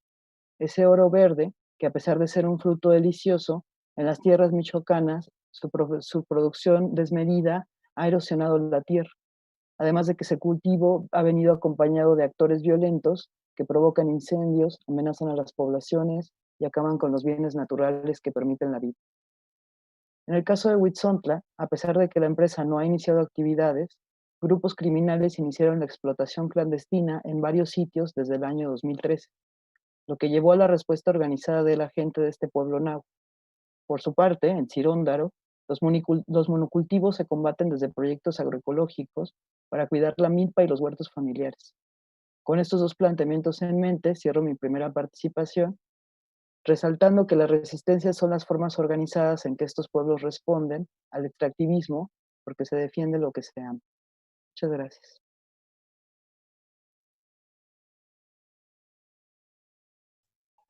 Muchas gracias, Claudia. Bueno, ustedes pudieron escuchar de la propia voz de las personas que están resistiendo a estos proyectos extractivos, cuántas estrategias y cuántas actividades se puede hacer para resistir y que estos proyectos no dejen de generar impactos o no se instalen en las comunidades y se evite, ¿no? Que todos estos, que todo esto ocurra, ¿no? Como puede ser el caso que comentaba Claudia Ignacio recién o Claudia López al principio, en donde la mina todavía no se instala en las comunidades. Para terminar, hice un pequeño resumen de las estrategias que las compañeras nos compartieron para que podamos compartirlas con ustedes y decir que sí se puede resistir desde las comunidades y se puede siempre que la resistencia venga, como nos dijo Claudia recién, de la organización de la comunidad. ¿Y qué se puede hacer, entre otras cosas, para poder proteger a nuestras comunidades? Por un lado, las acciones colectivas, ¿no? Reunirnos, hacer protestas, hacer marchas, hacer caravanas. Utilizar, si es posible, las estrategias legales, como los amparos en México. Utilizar, estar siempre buscando información, haciendo alianzas y buscando apoyos de otras comunidades que están sufriendo lo mismo y de otras organizaciones que pueden apoyar para resistir a estos proyectos o con la búsqueda de información.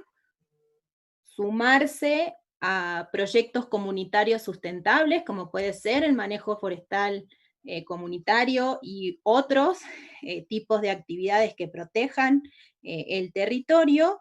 Y por último, se me olvidó uno que compartió Yaisa, que es utilizar estos mecanismos en organizaciones internacionales para promover la debida diligencia y el respeto de los derechos humanos por parte de las empresas, como pueden ser los puntos nacionales de contacto de la OCDE. Y por último, siempre estar propiciando la unión y la comunicación en nuestras comunidades y con las otras comunidades. Creo, no sé, Reggie, si nos queda alguna pregunta de quienes están... Solo una pregunta, solo una. Ok, ¿qué nos dicen? Pensado.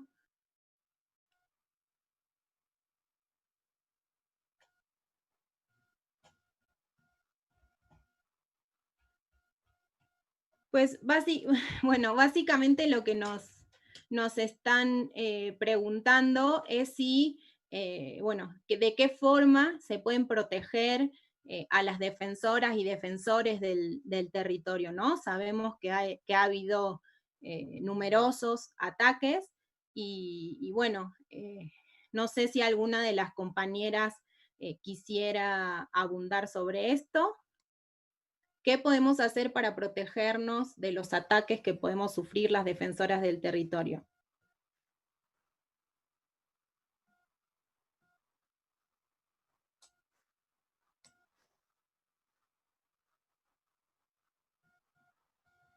Pues contestarte, Julieta, desde acá, desde Michoacán, compartir un poco con el foro, pues para nosotras una de las enseñanzas más importantes es justamente que las redes salvan vidas, ¿no? Y estos espacios de visibilización y espacios donde podamos ir contando y narrando cuáles son las resistencias, ayudan mucho a poner el foco en espacios, en lugares, en comunidades donde normalmente no está. Creo que es de gran ayuda. Y por el otro lado, pues tampoco cesar la exigencia que tienen los gobiernos de garantizarnos esta protección y garantizar el derecho a defender derechos. Eso sería lo que yo podría aportar, Julieta. Gracias. Gracias a ti, Claudia. No sé si alguna de las otras compañeras, Yaisa o Claudia López, quieran compartir algo, si no, vamos a ir terminando este panel y le volvemos a pasar la palabra a Reggie. Bueno, yo en todo caso aportaría reforzando lo que dice Claudia, que son las redes, que son fundamentales y bueno, y contar con protección en territorio de gente de confianza, ¿no? Yo creo que eso es lo que hay que priorizar sobre todo. Bueno, les agradecemos muchísimo a las tres por haberse podido conectar y haber compartido su experiencia en este panel y volvemos contigo, Reggie. Gracias, Julieta, Claudia y Yaisa. Muchísimas gracias por todo. Y en inglés, thank you.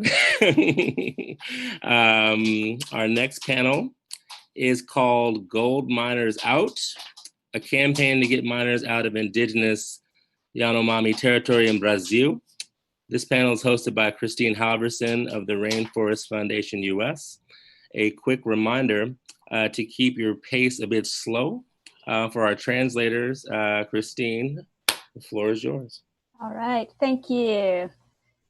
Thank you for hosting, and thanks to If Not Us, Then Who for organizing this village. It's really great to see so many friends among both the panelists and the attendees. So this panel will be mostly in Portuguese, but I'll speak English.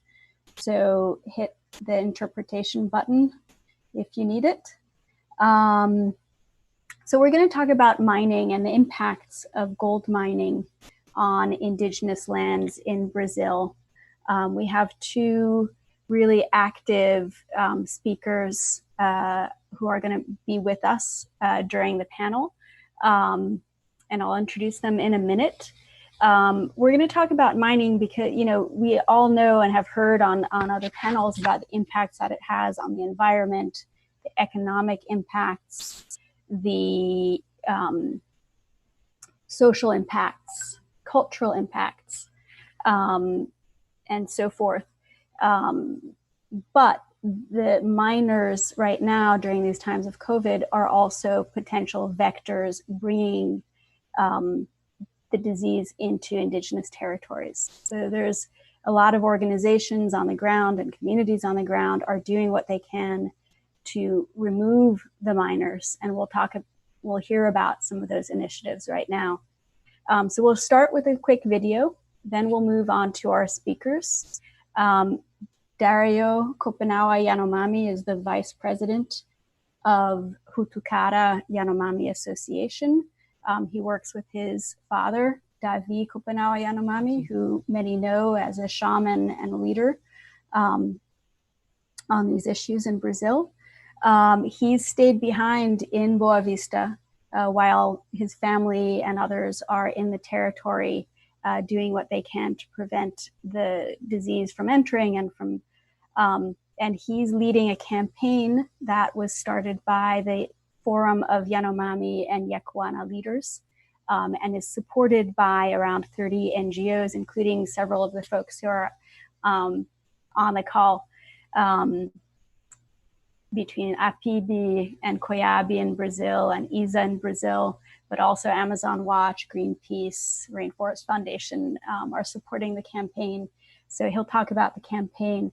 Ivo Scipio is a lawyer with the Indigenous Council of Roraima, which is the main representative indigenous organization of that state, representing over 200 indigenous communities. He'll speak more about another invasion of gold miners into Raposa Serra do Sol, another indigenous land in the state, and the actions that he and his organization are taking, both legal as well as direct action. Great, I'm seeing that is, video is now working. So first, let's watch the video. It introduces the campaign, and then Dario will go.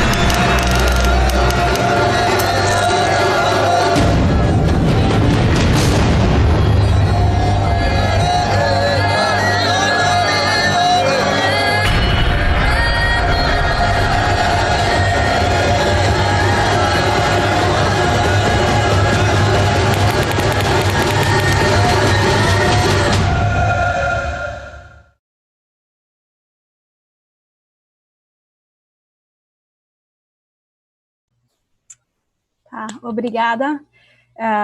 Dario, vou pedir para você falar um pouco sobre a campanha e sobre a situação na terra indígena Yanomami.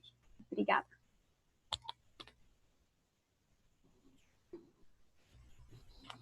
Olá, bom dia e boa tarde. Meu nome é Dário Vitório Copenal Yanomami, sou o povo Yanomami. Atualmente eu sou vice-presidente da Rutucara Associação Yanomami. Estou trabalhando há aproximadamente 16 anos na diretoria da Rutucara. Hoje é um dia muito importante. Nós estamos discutindo sobre o problema mundo inteiro. E nós estamos sofrendo mundo inteiro. É muito importante a gente falando sobre as situações reais tá acontecendo nas nossas regiões, nossos territórios. Vou falar sobre atual situações na terra Yanomami.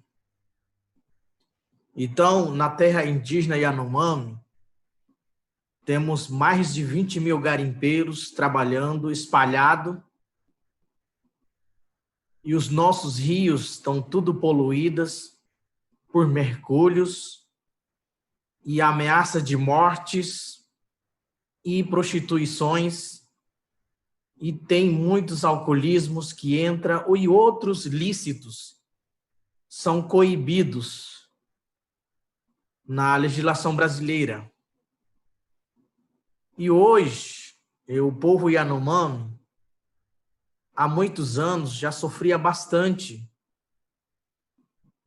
Sofremos muito, década de 80, e continuando sofrendo nesse problema, os invasores, ilegalmente, eles estão no nosso território.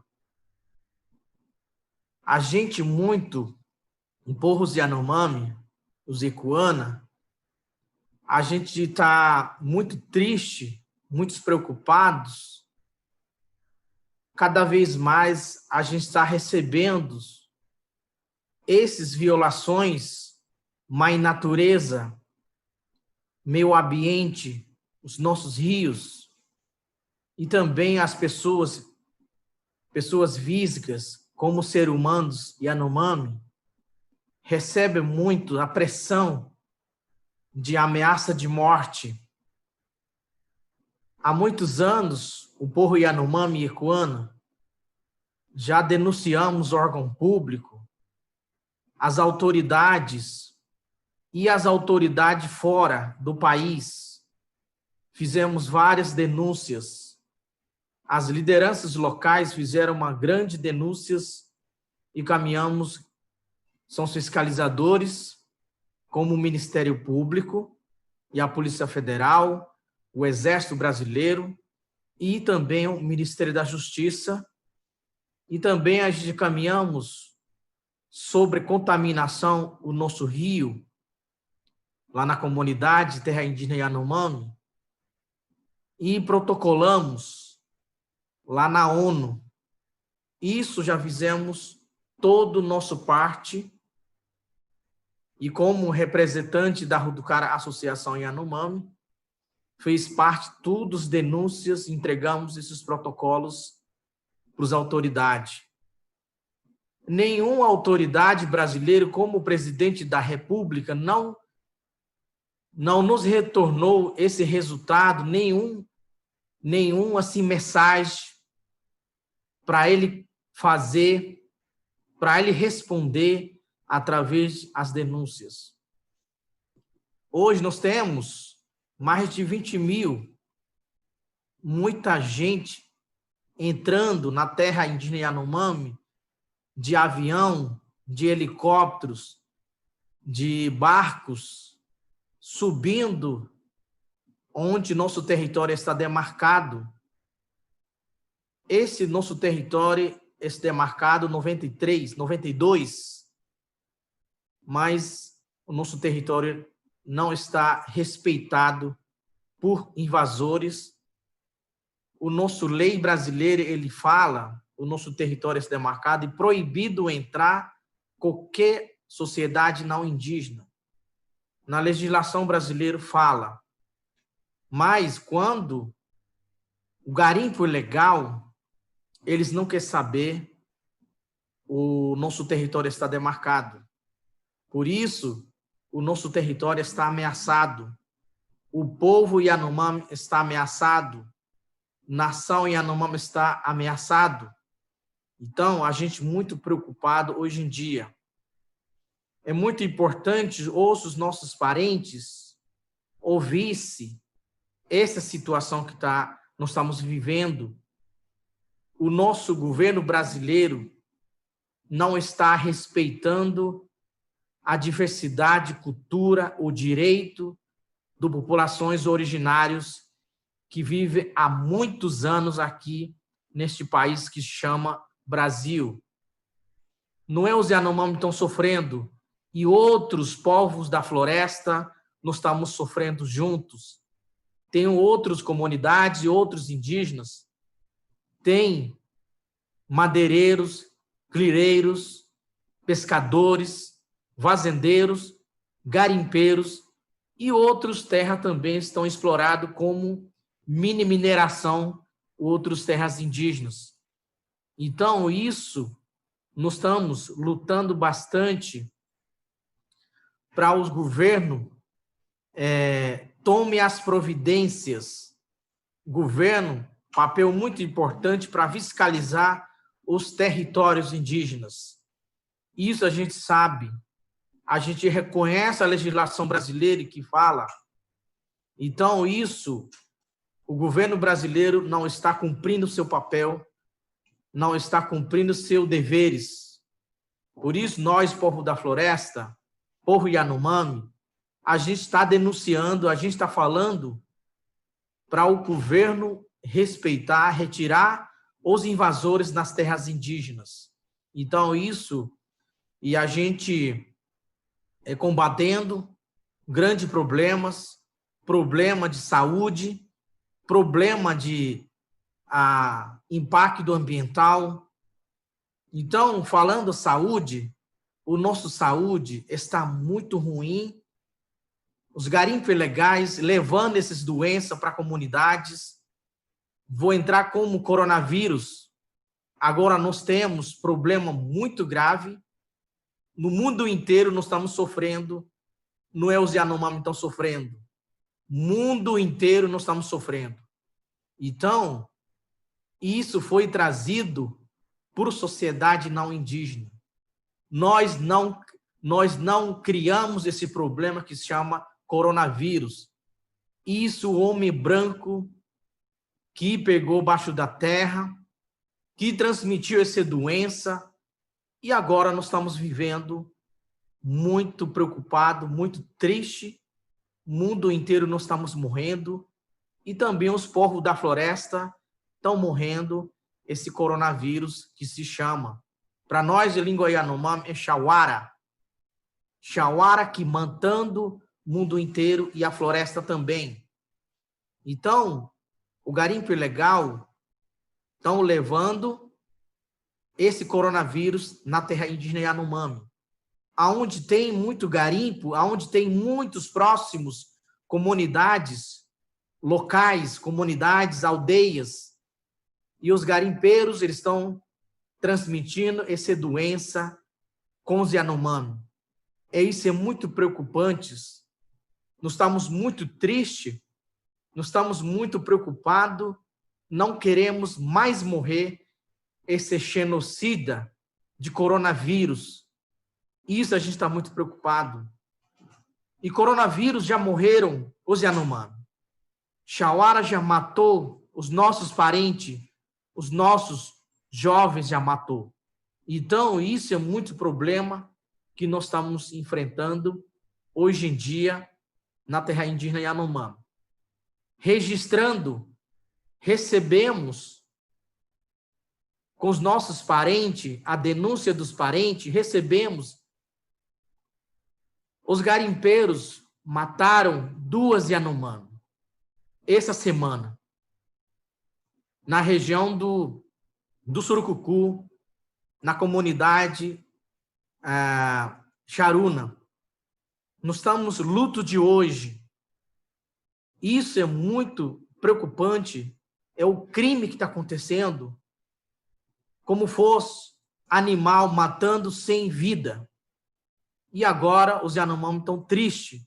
Nós estamos tristes porque a presença do garimpo é muito grande. Garimpo ilegal não gosta o povo indígena, povo Yanomami. Eles não são amigos dos Yanomami. Eles são criminosos que matam as pessoas, que matam para o ser humano. Então, isso, eu estou deixando essa denúncia para vocês, o que está acontecendo. Eu estou falando isso, o governo brasileiro não vai falar com vocês. Porque eu sou Yanomami contando as reais que está acontecendo para vocês ouvirem o que está acontecendo agora. Então, isso é muito preocupado, para a gente denunciou e a gente está cobrando. Precisamos apoio de vocês. Vocês são apoiadores, vocês são indígenas, somos indígenas. Então, a situação do Yanomami está muito ruim, não é bom, a gente está sofrendo bastante. E entrando sobre campanha, o ano passado, de outubro de 2019, todos nós, povo Yanomami e Ecuana, fizemos grande reunião que se chama Foro de Liderança. Isso a gente tomamos iniciativa, a Rutucara Associação Yanomami organizou seus parentes, seus lideranças, professores, alunos, bagés, mulheres, moças, chamaram todo o território Yanomami para sentar durante reunião, foro de liderança, não se pensa, os ONG não mobilizou essa reunião. Próprio Rutucara Associação Yanomami organizou, chamou seus parceiros, chamaram as lideranças, chamaram as anciões, sabedorias. Então, isso, a gente tomamos decisões, as lideranças locais decidiram como nós, povo Yanomami, podemos defender o nosso território, que se chama terra indígena Yanomami. Porque é nossa terra, porque há muitos anos a gente cuidou Mãe Terra. Por isso, a gente defende a ela. Sem terra, nós, povo da floresta, não vamos viver. E vocês também, povo da cidade, vocês não vão viverá. Então, é muito importante, a gente defende Mãe Terra. Então, isso, as lideranças, a gente entramos no consenso, não queremos mais a presença dos garimpeiros na terra indígena Yanomami. Isso que se chama Foro de Liderança decidiu. E também encaminhamos esse documento para as autoridades, para eles ficarem cientes. As autoridades, como o presidente da República, caminhamos a assinatura de foro de liderança para ele leia essa opinião, é decisão dos lideranças da sua aldeia. Caminhamos para o Ministério da Justiça, caminhamos Ministério da Defesa, Fundação Nacional do Índio e outros, os órgãos públicos como Ministério Público Federal, a Procuradoria-Geral da República. Isso a gente caminhamos documento para decisões de foro de liderança. Então, isso, as comunidades, as lideranças, decidiu. Então, depois, a gente elaboramos esse plano. Qual é mais importante? A gente pode chamar sociedade não indígena. Isso significa campanha Fora Garimpo, Fora Covid. A gente colocou, porque na terra indígena Yanomami, mais de 20 mil garimpeiros estão dentro da terra indígena Yanomami. Isso a gente está demonstrando para a sociedade não indígena e sociedade e mundo inteiro, para a gente falando na campanha, pedindo as assinaturas, quem gosta dos indígenas, quem não gosta de indígenas, não assina. Quem gosta dos indígenas, quem apoia a direito dos povos indígenas, cultura indígena, pode assinar, nos apoiar esse petição. A gente elaboramos petição de civil público para a gente chamar a atenção e também a gente cobrar o governo brasileiro cumprir seu papel e assinar e retirar os garimpeiros na terra indígena Yanomami. Então, isso, a gente está fazendo grande campanha falando isso, e eu quero que vocês apoiam essa campanha, assinam, porque não queremos morrer mais. Já morreram muitos Yanomami. Vou dizer para você, Dário. No 93, o massacre Hashimu, 16 Yanomami, os garimpeiros mataram. Então, isso, não queremos mais repetir esse histórico. Então, por isso é importante, eu vou deixar esse recado. Muito obrigado pela atenção de vocês. E qualquer coisa, eu estou aqui à disposição. Aue. Muito obrigada, Dário. Queria, então, apresentar o Ivo Aureliano, que é do Conselho Indígena de Roraima, para também falar sobre a situação em Roraima. Obrigada. E parece que a gente está com pouco tempo, que tem os vários, tem mais painel depois. Então, agradeço. Então, olá. Obrigada. Tem quanto tempo, Cristina? Reggie, how much time does Ivo have? 10? Uns 10 minutos. 10. Ok. Tá. Então, Obrigada. Take your time, Christine. We've Thank got you. time. hi Reggie, hi everyone, friends. I speak English a little, but I will speak in Portuguese now. Então, olá, amigos. Meu nome é Ivo, sou indígena do povo Macuxi, aqui de Roraima, norte da Amazônia. Sou advogado e assessor jurídico do Conselho Indígena de Roraima, que é uma das maiores organizações indígenas aqui no estado de Roraima. Eu trabalho diretamente com 246 comunidades indígenas e uma população de mais de 40 mil indígenas. E também faço parte de uma rede que foi criada esse ano pela PIB, Rede de Advogados Indígenas do Brasil. Nós temos uma rede de advogados a nível da Amazônia e a nível do Brasil. Também faço parte de uma comissão especial, que é chamada Comissão Especial de Defesa dos Direitos dos Povos Indígenas do Conselho Federal da Ordem dos Advogados do Brasil. Então, nós temos essa responsabilidade de fazer a defesa dos direitos dos povos indígenas, mas atuando mais especificamente nas bases aqui em Roraima. Gostaria de saudar também os amigos participando desse evento, dizer que este evento é muito importante para dar visibilidade à causa indígena. Isso é muito importante nesse momento tão crítico que a gente está vivendo. Quero mandar um abraço a cada um dos que estão nos assistindo em todos os cantos do mundo. E quero dizer a eles também que são muito importantes. Eu vou falar um pouco da Raposa Serra do Sol, que é uma terra indígena que fica aqui no estado de Roraima. Fui demarcada, já tem tudo regularizado, mas um grande problema que assolava a terra indígena, que causava a poluição do meio ambiente, o problema voltou com muita força recentemente. Nos últimos anos, nós estamos presenciando aqui na Raposa Serra do Sol a entrada de garimpeiros ilegais, e isso tem se tornado cada vez mais forte.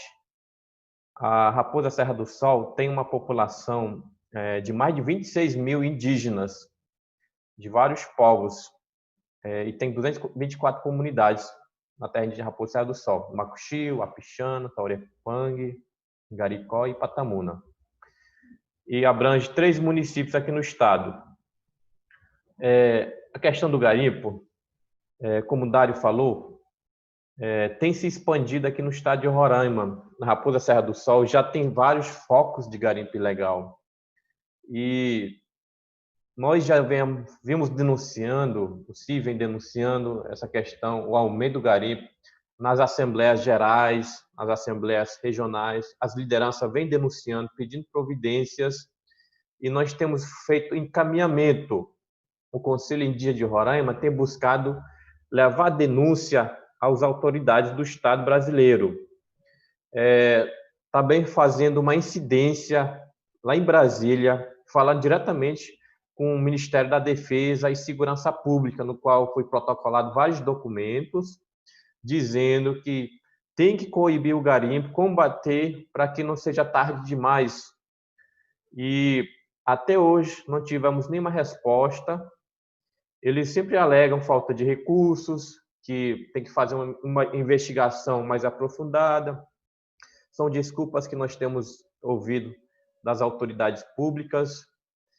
E, diante dessa demora, o Conselho Indígena de Roraima tem se esforçado a fazer a capacitação de indígenas para fazer o monitoramento e vigilância territorial. No ano passado, nós realizamos uma grande assembleia para dar as orientações e capacitar nossos agentes, a gente chama de agentes de proteção e vigilância territorial, dizendo qual é o papel deles nesse momento de fazer o monitoramento e vigilância dos territórios. Então, existe esse grupo de proteção e vigilância territorial que está fazendo um monitoramento constante das terras indígenas, dizendo onde é que está o garimpo, se está aumentando, se tem muita gente entrando, se tem equipamento, se tem maquinário já entrando lá, para que a gente possa também buscar providências. E o Conselho Indígena de Roraima tem feito a capacitação de lideranças, nós chamamos de agentes ambientais e territoriais indígenas, para fazer relatórios, fazer mapeamento, informar onde é que tem poluição de rio, se está acontecendo desmatamento, se a monocultura, a expansão da monocultura está afetando as terras indígenas também. Então, nós temos feito essas capacitações. E justamente na Raposa Serra do Sol, devido à demora do Estado e ao aumento dos garimpeiros, segundo informações que nós temos, existem na Raposa Serra do Sol mais de 2.000 garimpeiros trabalhando em vários pontos, principalmente na região da Raposa, que é uma região que fica no município de Normandia, onde tem o foco de garimpo, que recentemente tem aumentado muito, e também na região das serras, no rio Maú, e outros rios. E os próprios indígenas e as lideranças, as comunidades, têm se reunido para fazer a operação, devido à demora do Estado, para expulsar os garimpeiros, apreender o material e também chamar a atenção das autoridades. Esse ano nós já tivemos uma operação na região das serras, onde foi juntado vários grupos de proteção e vigilância territorial. Aqui no estado nós temos, só na Raposa Serra do Sol, nós temos mais de 100 agentes de proteção e vigilância territorial de várias regiões. E aí eles se juntam e agora estão fazendo monitoramento e já fazendo ações também para chamar a atenção do poder público. Por quê? Porque existe hoje um incentivo aos garimpeiros para que adentrem, para entrar na terra indígena, para dizer, vocês podem, o governo do estado, o governo federal tem incentivado a entrada dessas pessoas nas terras indígenas. E eles sempre têm dito que o garimpo está liberado, o governo autorizou, o Estado brasileiro agora apoia essa atividade, que não é verdade, não tem nenhuma lei que ampara, não existe nenhuma medida jurídica que ampara esse discurso. Então, justamente por isso, as comunidades têm se esforçado muito para fazer essas operações, para expulsar o garimpeiro antes que ele se instale de verdade, antes que seja um problema maior. Mas essas ações têm gerado várias consequências também. As lideranças estão sendo ameaçadas, o garimpeiro está ameaçando, está dizendo que vai pegar a liderança, que vai lá na comunidade, vai sequestrar as pessoas, e também tem causado vários problemas, como furto de animais de criação das comunidades, e aconteceu várias situações de poluição dos rios. E nós temos denunciado todos os meses, encaminhando esses documentos. Mas o que a gente vê em relação a esses garimpos é que existem grandes financiadores que usam pessoas para aliciar indígenas, dizendo que vai ganhar dinheiro. Mas quem lucra são os financiadores. E nós descobrimos que essas mesmas financiadoras, que também financiam e apoiam esse garimpo na terra indígena Yanomami, eles têm se espalhado por todo o território aqui no estado de Roraima. E essas mesmas pessoas que têm poder do recurso, de dinheiro, estão financiando as atividades através de compra de maquinário, montar balsa e comprando alimentação para os garimpeiros. Então, eles estão se sentindo muito empoderados e estão sendo financiados por grandes corporações, empresas de mineração, grandes, que a gente não sabe de onde eles vieram. E, recentemente, nós olhamos no sistema da Agência Nacional de Mineração que existem vários requerimentos de pesquisa, de lavra, de autorização de garimpo nas terras indígenas, principalmente na Raposa Serra do Sol. Mas nós temos dito, não existe nenhuma lei, por isso precisa de uma medida jurídica legal para suspender todos os requerimentos, todas as pesquisas que estão acontecendo, porque isso tem causado dano às comunidades indígenas. Então, nós temos também cobrado o Ministério Público Federal decisões judiciais para suspender essas autorizações de pesquisa, de requerimento e de garimpagem.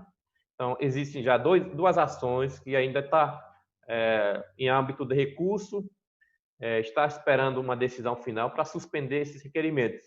É a mesma situação da terra indígena Yanomami, onde tem vários pedidos de pesquisa, mas hoje no Brasil não existe nenhuma lei que ampare essa atividade na terra indígena, por isso que é ilegal e precisa de uma resposta das autoridades do Estado. Isso é a minha fala, acho que eu resumi bem claro essa questão do garimpo na terra indígena Raposa e Serra do Sol, porque é uma situação que está nos incomodando muito, está causando muito conflito, está causando uma divisão entre os povos até. Então, nós temos que buscar também conscientizar e falar dos efeitos do garimpo, porque hoje o Estado brasileiro, ele fala que o garimpo traz coisas boas para o povo indígena, é o discurso que tem, mas nós falamos, o garimpo causa destruição, vai destruir nossa casa, vai destruir nossos territórios e não temos para onde ir, porque nós somos um povo muito massacrado e por isso nós precisamos viver bem, seguir nossas tradições e buscar um desenvolvimento sustentável de verdade, um bem coletivo para os povos indígenas. Muito obrigado, Cristina. Eu estou aí para perguntas, esclarecimentos.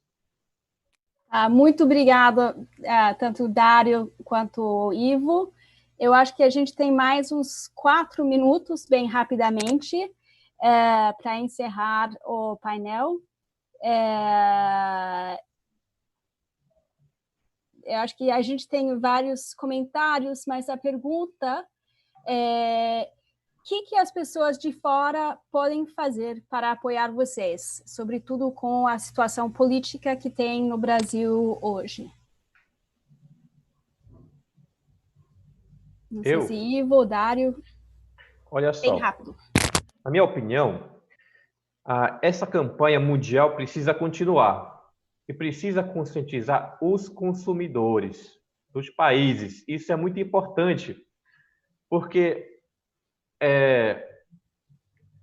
os consumidores a nível mundial são as pessoas que precisam conhecer qual é o produto que eles estão consumindo e saber qual é o seu papel nesta causa, apoiar a causa indígena e divulgar a causa indígena, dizer que o povo indígena é muito importante para a preservação da biodiversidade mundial e para a própria sobrevivência do mundial, né? Porque se nós, povos indígenas, fazemos a defesa do nosso território, estamos defendendo não só o nosso território, mas o bem viver do povo global, do mundo. Então, eu acredito que isso seja uma coisa muito importante, de conscientizar e manter o apoio, buscar também defender a causa, estar sempre divulgando nosso trabalho a nível global. Dário? Tá, a minha opinião do povo Yanomami, eu acho que vocês, como pressionários parlamentares dos internacionais, aonde vocês estão vivendo aí, principalmente consumidores que se fala, né, que compra madeira, que compra ouro, isso é muito importante. Vocês têm que pressionar suas autoridades nos seus países, né? E isso a gente precisa, vocês nos apoiarem, não compra ouro nas terras indígenas. Esses ouro que venham de exportações na internacional é o ouro que sai na terra Yanomami, que sai na terra dos Raposa Serra do Sol, que sai em outras terras indígenas. Vou deixar bem claro, esse ouro é sangue, cheio do sangue dos Yanomami. Então, isso vocês como apoiadores têm que pressionar os seus governos, são os seus países. E também parar de comprar as madeiras que retiradas das terras indígenas. Então, isso vocês têm que pressionar os parlamentares e as autoridades para parar esse compra de madeiras que extraído na terra indígena Yanomami. Então, isso, vocês como apoiadores, vocês podem apoiar essa questão dos povos indígenas do Brasil. Muito obrigada, tanto Dário quanto Ivo, e também obrigada a Regi e a todos da FNARASTANHU. Obrigada. Obrigado, Cristina, Ivo, Dário, muito obrigado, muito prazer também. Thank you all. And transitioning to our final panel, we'll look at racial injustice and how it impacts Black communities in a panel titled No Justice, No Planet. It's a conversation between communities impacted by environmental injustice in Brazil with the Quilombola, and here in the United States represented by the Hip Hop Caucus. It's hosted by my homie Terrence Mohammed from the Hip Hop Caucus. Brother Terrence, floor is yours. Good to see you. Good to see you. You know, that was a great conversation. It was a wonderful conversation, and you know, we really want to make this connection, and we really want to we really are happy to be a part of this organization and be a part of this conversation. I mean, the Hip Hop Caucus, under the leadership of our president and founder, Reverend Yearwood, always makes sure that we break down the silos and make these connections, as we're looking right now with the intersectionality of climate justice, environmental justice, and social justice. Because the Black Lives Matter movement is nothing new. And as we're looking at the oppression in Brazil, one of the things that we are very clear of is that Brazil is the next area outside of the continent of Africa that has the largest concentration of Black people, 80 to 90 million Black people that are there in Brazil. One of the movies that always makes me think about when we're talking about Brazil is Avatar. When people are constantly coming into indigenous lands and taking indigenous minerals and their resources, and they're always going through the path of least resistance. So as we watch and Standing Rock in the pipeline, the Dakota Access Pipeline going to their communities, we watch power plants, landfills being put in Black communities. So it's always been about Black Lives Matter, but it's always been about indigenous lives, and it's always been about people of color who have been marginalized and their resources taken, their land taken. As we can see, history of Black farmers' land taken. And we watch how the militarizing of police and armed forces are utilized to push out the people on their land and taking the resources. So there's a global connection as we're talking about this movement, as we're watching the uprising in America, we are watching uprisings across the country. So we have to make this connection, and this connection is necessary for us to have this discussion. Because as you said, we have one planet. And we did a campaign one year called One Planet, One Voice. And we have to have one united voice to save our planet, even though we may have unique situations in our own particular area on the globe. We are all fighting for that one voice to have justice through all of this. And we do have our Director of Operations on, Jasmine Williams, who's also a phenomenal, wonderful poet. And we always want to use hip hop and culture because hip hop and culture is the voice of the people. It gives artistic expressions and lifts the voices of the people that may not be heard through poetry, through song, through music. So our culture expression is very key and very necessary for us. Brother Terrence, take it a little slower for our translation. So you and Jasmine take it a little slower. Yes. I forgot we're doing translation. All good. So I will slow down and just go ahead and turn it over to Jasmine for a few words. You're muted. There we go. First, I'd like to say thank you to our village for inviting us and having us today. TC really did a great job at presenting the panel. From here, I'll be moderating, but I want to go ahead and introduce the rest of our panelists. So joining us today, we have the powerful pair, Dineldo Rodriguez, also known as Pico, and Sandra Braga from the National Coordination of Articulation of Black Rural Quilombola Communities, abbreviated as CONAC. And we also have the incredible human being and my colleague, known as TC from Hip Hop Caucus and Think 100. Let's see, can we get their videos up? There we go. Hi. Hi. Oi. All right. So I guess where we can start right now is Biko, can you share a little bit about CONAC and the work that you're doing?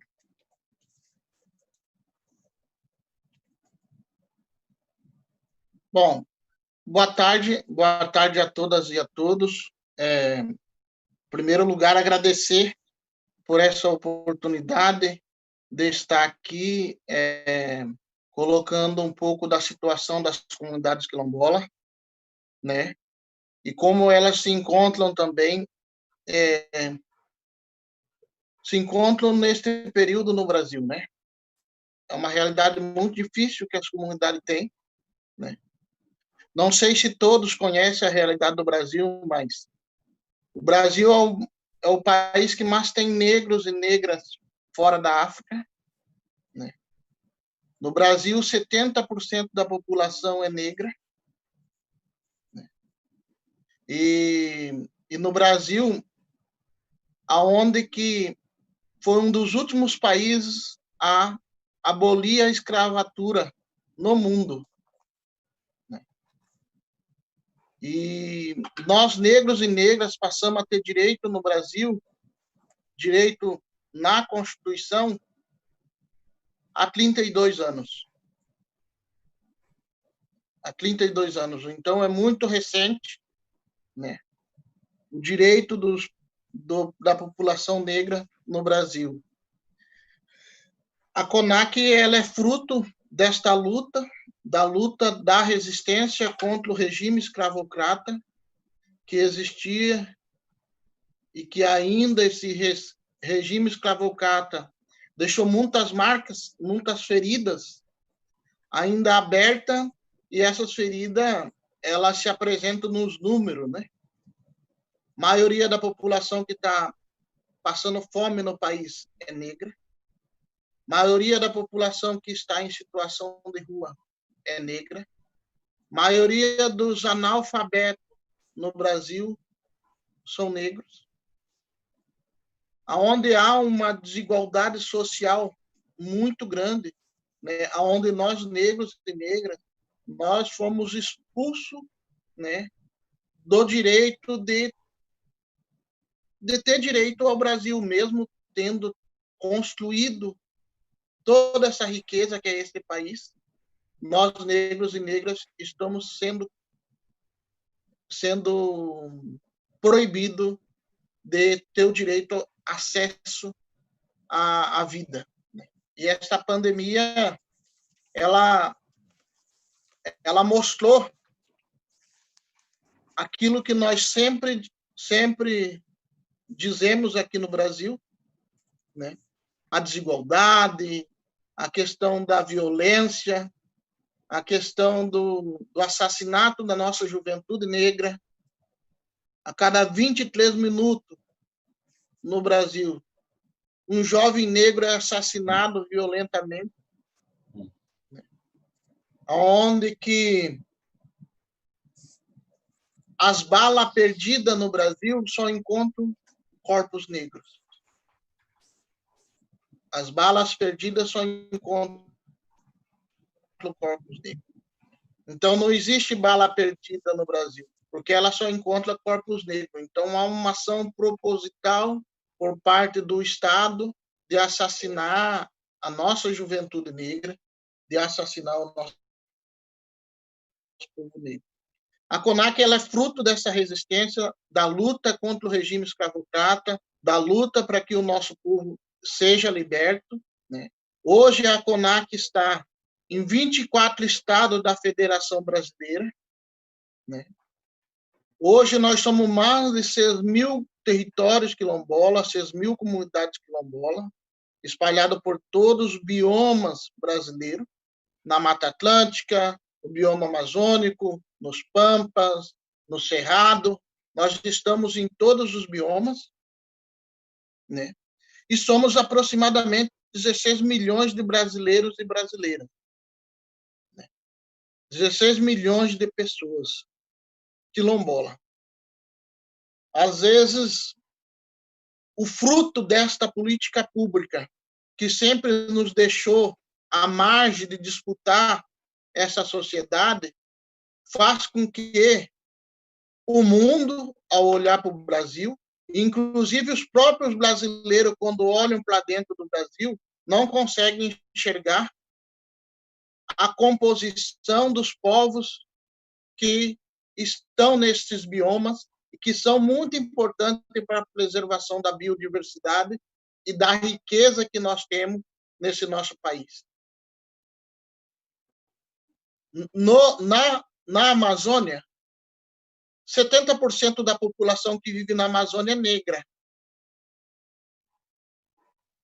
Mas o mundo, quando olha para o bioma amazônico, não consegue enxergar o povo negro da Amazônia. Nós, assim como também os indígenas, e os indígenas mais do que nós, né, os parentes, porque eles são os povos originários mesmo daqui, né? Nós temos uma parcela muito importante e muito significativa na preservação do bioma amazônico, na preservação do bioma cerrado, na preservação do bioma Mata Atlântica, aonde que nós preservamos vida. Nós preservamos vida. Porque as águas que abastecem as capitais, que abastecem São Paulo, que abastecem Rio de Janeiro, as águas não nascem. As águas não nascem em Copacabana. As águas não nascem na Avenida Paulista. As águas nascem nos nossos territórios. E são esses territórios que há séculos estão sendo saqueados. Meus companheiros, meus parentes indígenas já falaram antes sobre o avanço ganancioso do capital sobre as nossas riquezas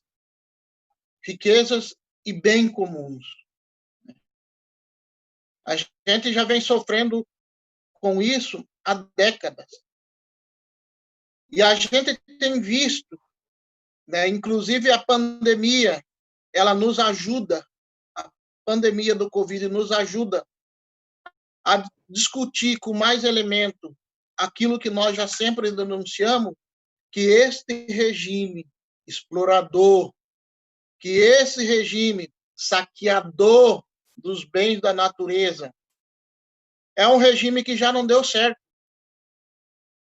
Porque a gente tem visto que os números apresentados de quem é vítima desta bendita pandemia, quem está passando fome, é a maioria do nosso povo. Por que esse regime ele não presta? Não deu certo? Porque é um regime concentrador de riqueza na mão de poucas pessoas. E a maioria da população fica à mercê da própria sorte. Aqui no Brasil, a gente tem visto isso, o índice de mortalidade pelo Covid nos povos indígenas e nas comunidades quilombolas é muito maior do que no restante da população.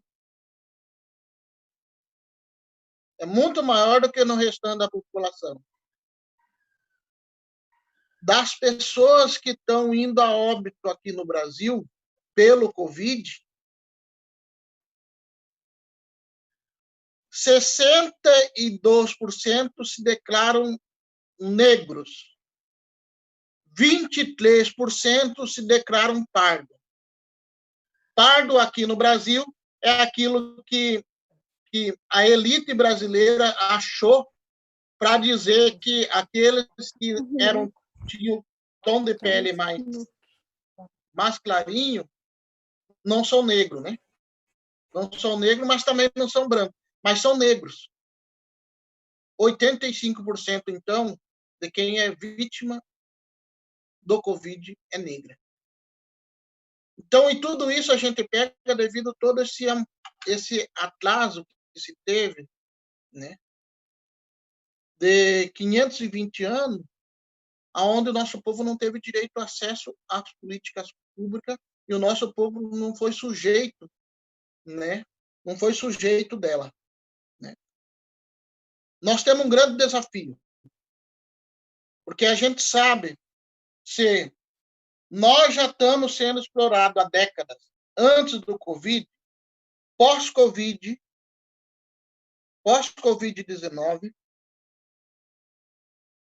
o avanço e o saque sobre os nossos bens naturais tende a aumentar muito mais. E, com isso, aumentar o assassinato de lideranças indígenas, quilombola, dos povos do campo, da água e da floresta, tende a aumentar, porque é onde estão os bens naturais.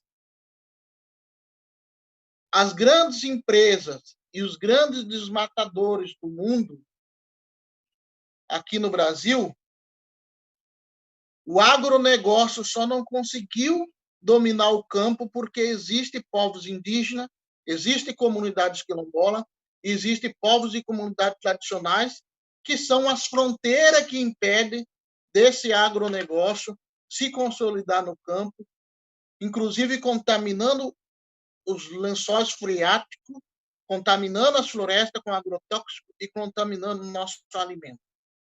Então, nós temos um grande desafio pela frente, né? O capitalismo tende a avançar agora, nessa nova fase, sobre os bens naturais, e os bens naturais estão nos nossos territórios.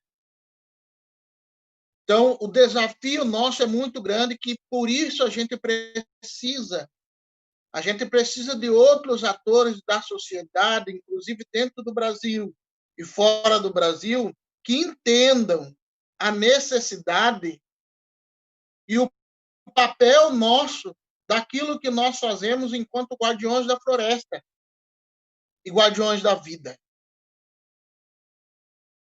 A sociedade, o mundo precisa entender esse nosso papel. Porque nós ajudamos a preservar, ajudamos a produzir alimento e ajudamos a levar vida para os grandes centros através da preservação da água, através da produção de alimento e através também da preservação ambiental. Então, a sociedade precisa saber disso e nos ajudar, porque junto nós seremos mais fortes. Isso a gente não tem dúvida, que junto nós seremos mais fortes. E é nesse sentido, agradecer vocês por essa oportunidade, agradecer porque a gente sabe que está sendo visto, assistido por muitas pessoas ao redor do mundo, né?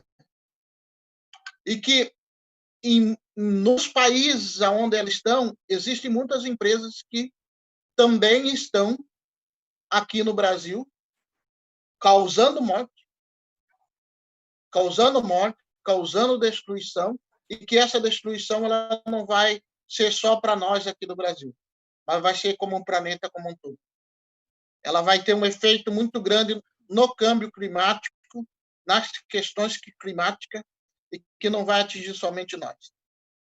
Então, é importante que todos e todas, indiferente de onde nós estejamos, a gente faça uma frente ampla para preservar a vida, e preservar a vida significa preservar a diversidade cultural e a diversidade dos povos que a gente tem. Muito obrigado.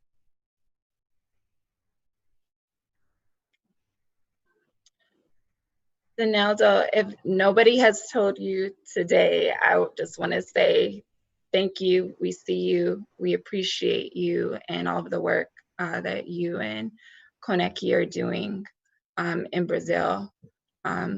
It's so necessary.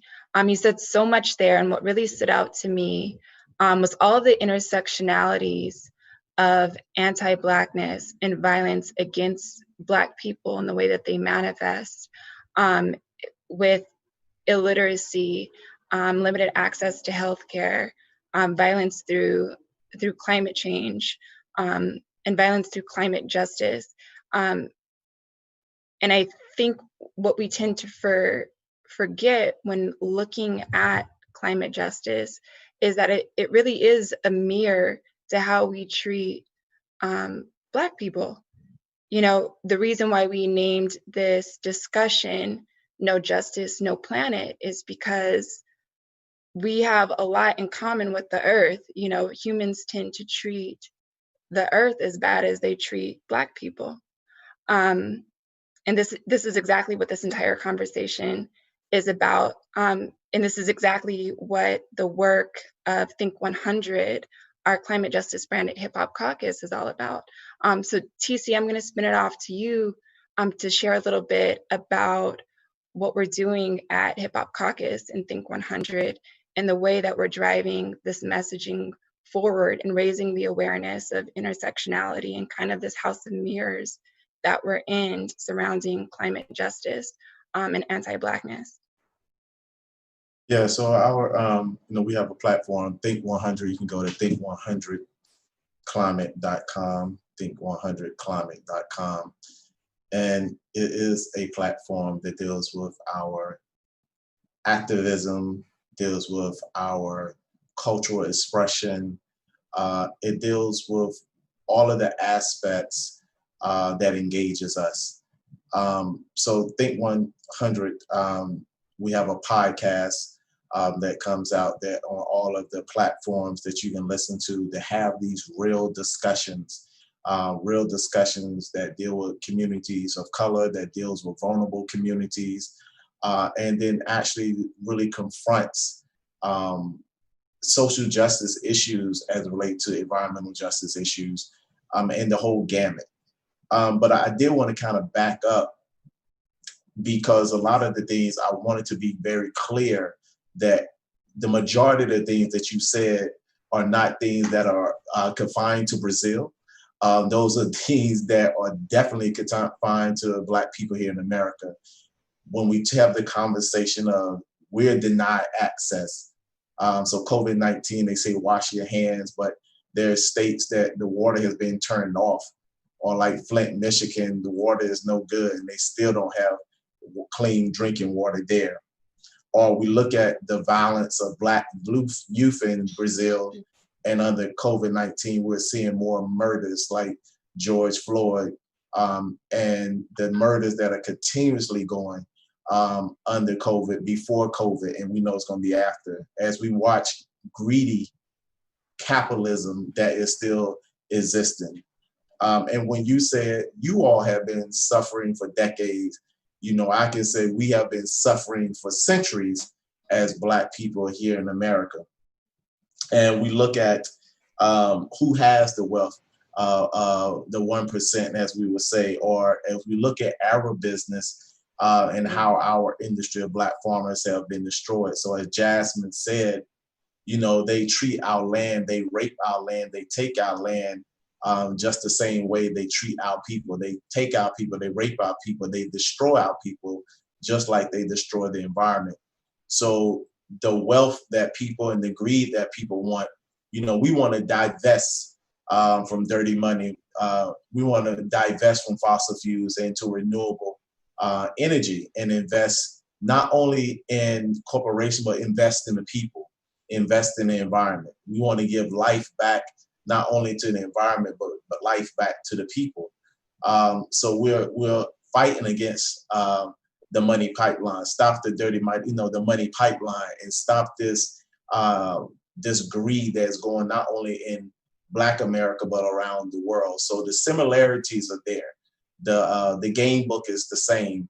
How they play, how they come in, how they treat the people, how they treat the land to get what they want, and leave people desolate, leave the land desolate. But we have to fight back. And we can't stop and we won't stop fighting back for justice for our people. So when we say no justice, no peace, really, no justice, we will have no land. No justice, we won't have no air. No justice, we won't have any water. And we know that water is life. So we have to fight for the air. We have to fight for the land just as much as we're fighting for the people. Thank you, TC. Beautifully said. Sandra, we would love to hear from you. One thing that we know is that as these systems begin to fall, and I'm just going to claim it, even though it hasn't happened yet. I'm gonna claim this for us as we walk into these victories and we begin to dismantle these oppressive systems. I know that we're putting in place new systems, right? Especially in the wake of the global Black Lives Matter movement, there is such a huge opportunity to put in place solutions. And a lot of these may have been solutions that were in place long before, this has been happening forever, but long before the height of violence right now. What are the immediate priorities of Konaki, and what can the rest of the world do to assist in meeting those priorities and lifting up those solutions or those systems? Boa tarde a todos. É um prazer estar participando em nome da CONAC. Meu nome é Sandra Pereira Braga, quilombola. Sou de um quilombo no estado de Goiás, Brasil.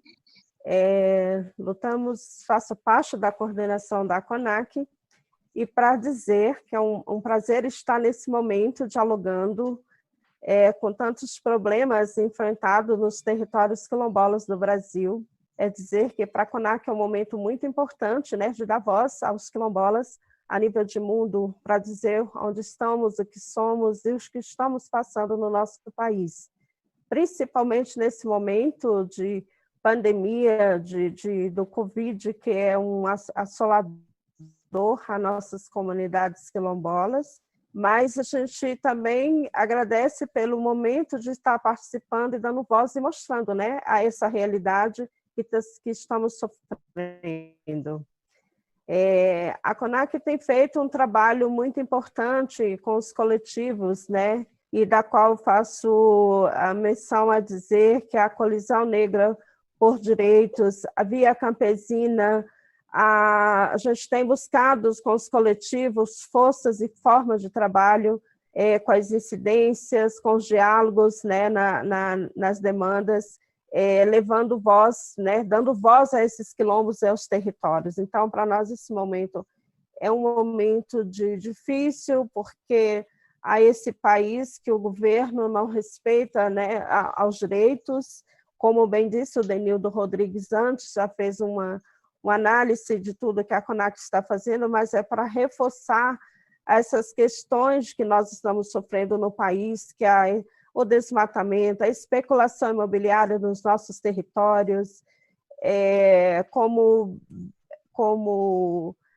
a especulação ela tem atentado de várias formas, porque aos territórios o que importa é retirada, ao desmatamento retira todos esses direitos, a questão da mineração, a questão da água, enfim, são tantos os problemas hoje que a gente hoje vive num problema que temos que denunciar sim, falar ao mundo, aos quatro cantos do que estamos sofrendo, a questão da nossa saúde, né, que agora ficou ainda mais visível ainda com essa pandemia toda, mas dizer também que nós somos um povo forte e resistente, que estamos nos nossos territórios lutando e que não abrimos mão do nosso direito e nenhum direito a menos. Então, isso é algo que nos deixa também felizes, que é um povo de luta, é um povo que não se deixa abater nas dificuldades, mas nós estamos juntos com os coletivos de mão dada, buscando apoios internacionais, buscando esses diálogos, que é isso que nos fortalece e nos faz ser forte, porque por mais que esse país estamos sofrendo com esse governo golpista que não nos atende e nos tenta invisibilizar, mas com esses coletivos, com essas forças é que a gente mostra onde nós estamos, quem somos nós. E é esse lado que a gente agradece pela essa visibilidade de nos dar voz, que as mulheres, os homens estão todos lutando de mãos dadas com esses parceiros para nos fortalecer a cada dia. Esse inimigo está vindo aí, está assolando, mas acredito sim que nós vamos sair ainda muito mais forte de tudo isso se nós unirmos, né, com todos. É uma união que ela tem que ser global. A gente precisa entender que é essa união que nos vai fazer forte e que nós vamos dar a volta por cima. Eu acredito muito nisso. E quando a gente diz que o planeta precisa de uma ação solidária, uma ação de mãos dadas, não é uma ação só de um, é de todos, para salvar as nossas águas, nossos territórios, o nosso planeta, porque é dele que nós precisamos para sobreviver e garantir a sobrevivência e a garantia dessa pandemia. Então, é só de mãos dadas é que nós vamos chegar ao mundo que nós realmente merecemos e que nós queremos depois de tudo isso. Porque é preciso pensar no pós-pandemia. O que é que nós vamos fazer? É a união. Se nós unificarmos toda essa união, todos esses esforços, nós vamos conseguir, sim, alcançar um planeta melhor, que é o que eu acredito, e é o que a CONAC tem acreditado e tem feito todo esse trabalho por todo o Brasil em defesa dos nossos direitos, dos nossos territórios, das nossas vidas, dos nossos povos quilombolas no Brasil.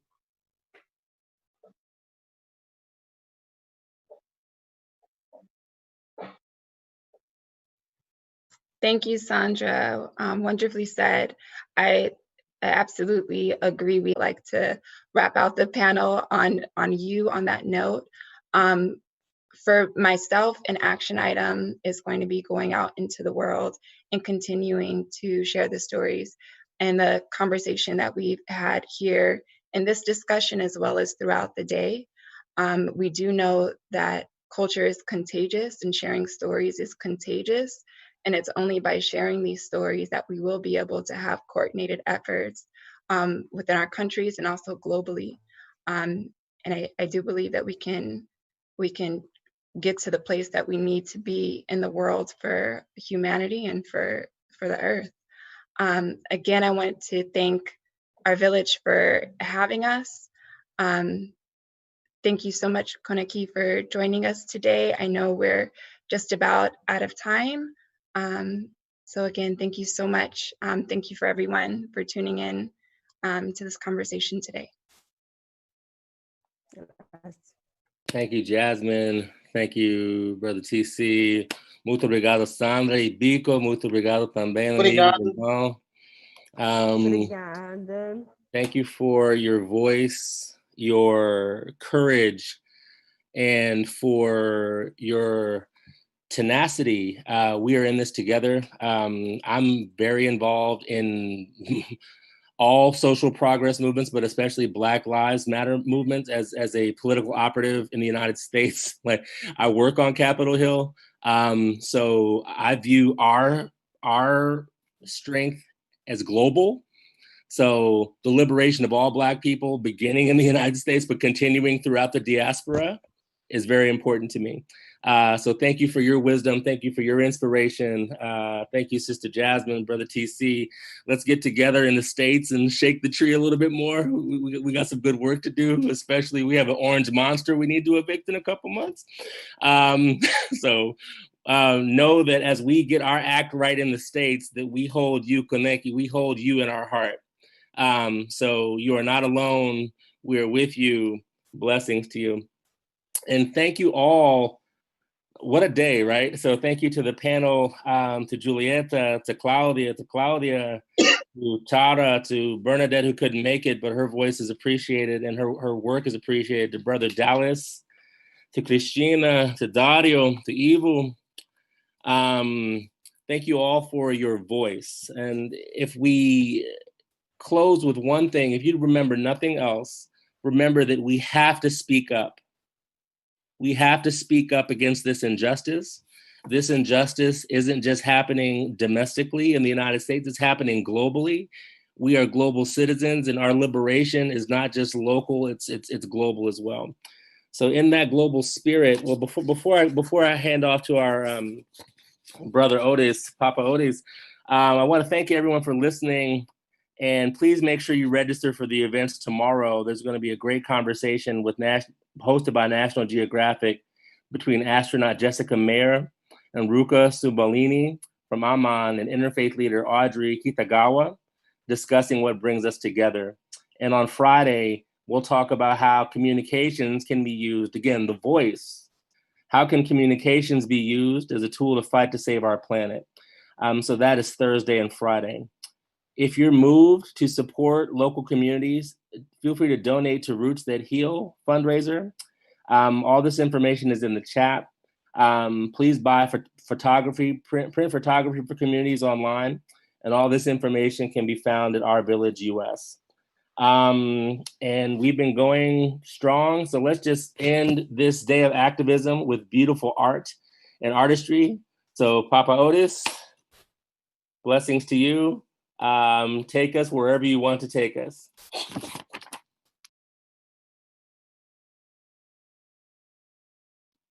Cut on your microphone. Bom, hoje é aniversário do Denildo Rodrigues. Vamos oferecer a ele o parabéns. Is it okay now? Yes, perfect. Okay, let me introduce myself. My name is Otis Lumumba. I'm a musician from Congo, DRC Congo. And that's what I do. I'm a professional musician. So we did many projects with the If Not Who, Then Who. If not, Paul and Hugo and everybody. So we did some project in Congo, Republic Democratic of Congo. We went to do some documentary about the climate change, things like that. And I'm so glad to come here to play for you something. And I do teach online, do live from around the world. So I will take you guys in Congo, in DRC. So make sure to relax. I will cool you down a little bit. And let's have fun.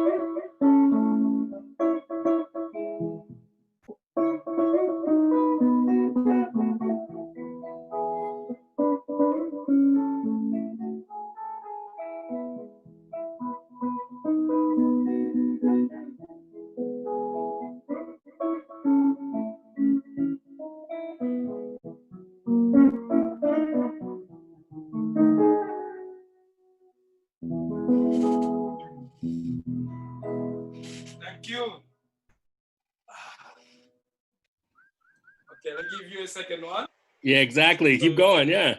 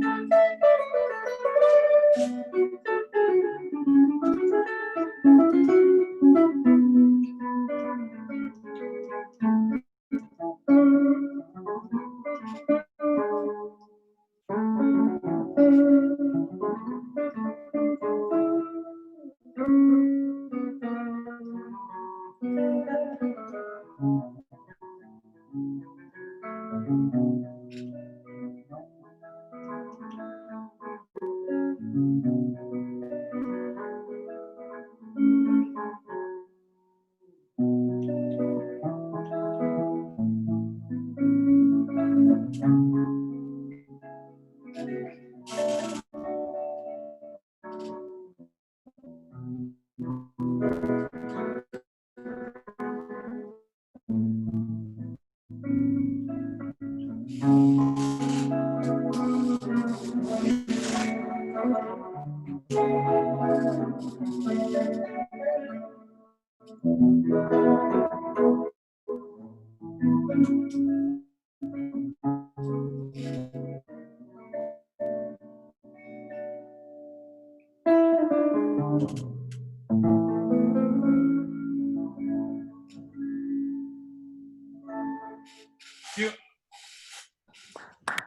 you.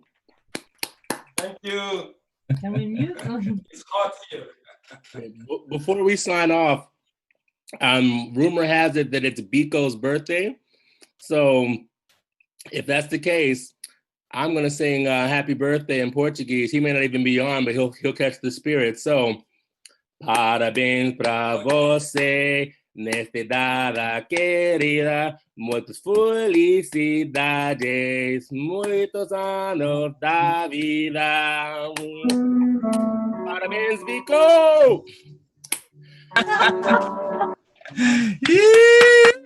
Thank you, Otis. Thank you, Sandra. Thank you, everyone. I have nothing else to say other than thank you for a beautiful opportunity and experience to be in a global healing circle. Love it. I'm out. Love and grace. Take good care. Thank you, Reggie. Thanks, Reg. Oh my God. Cheers, Otis. Thank you. Thank you, Mr. Legend. Let's see.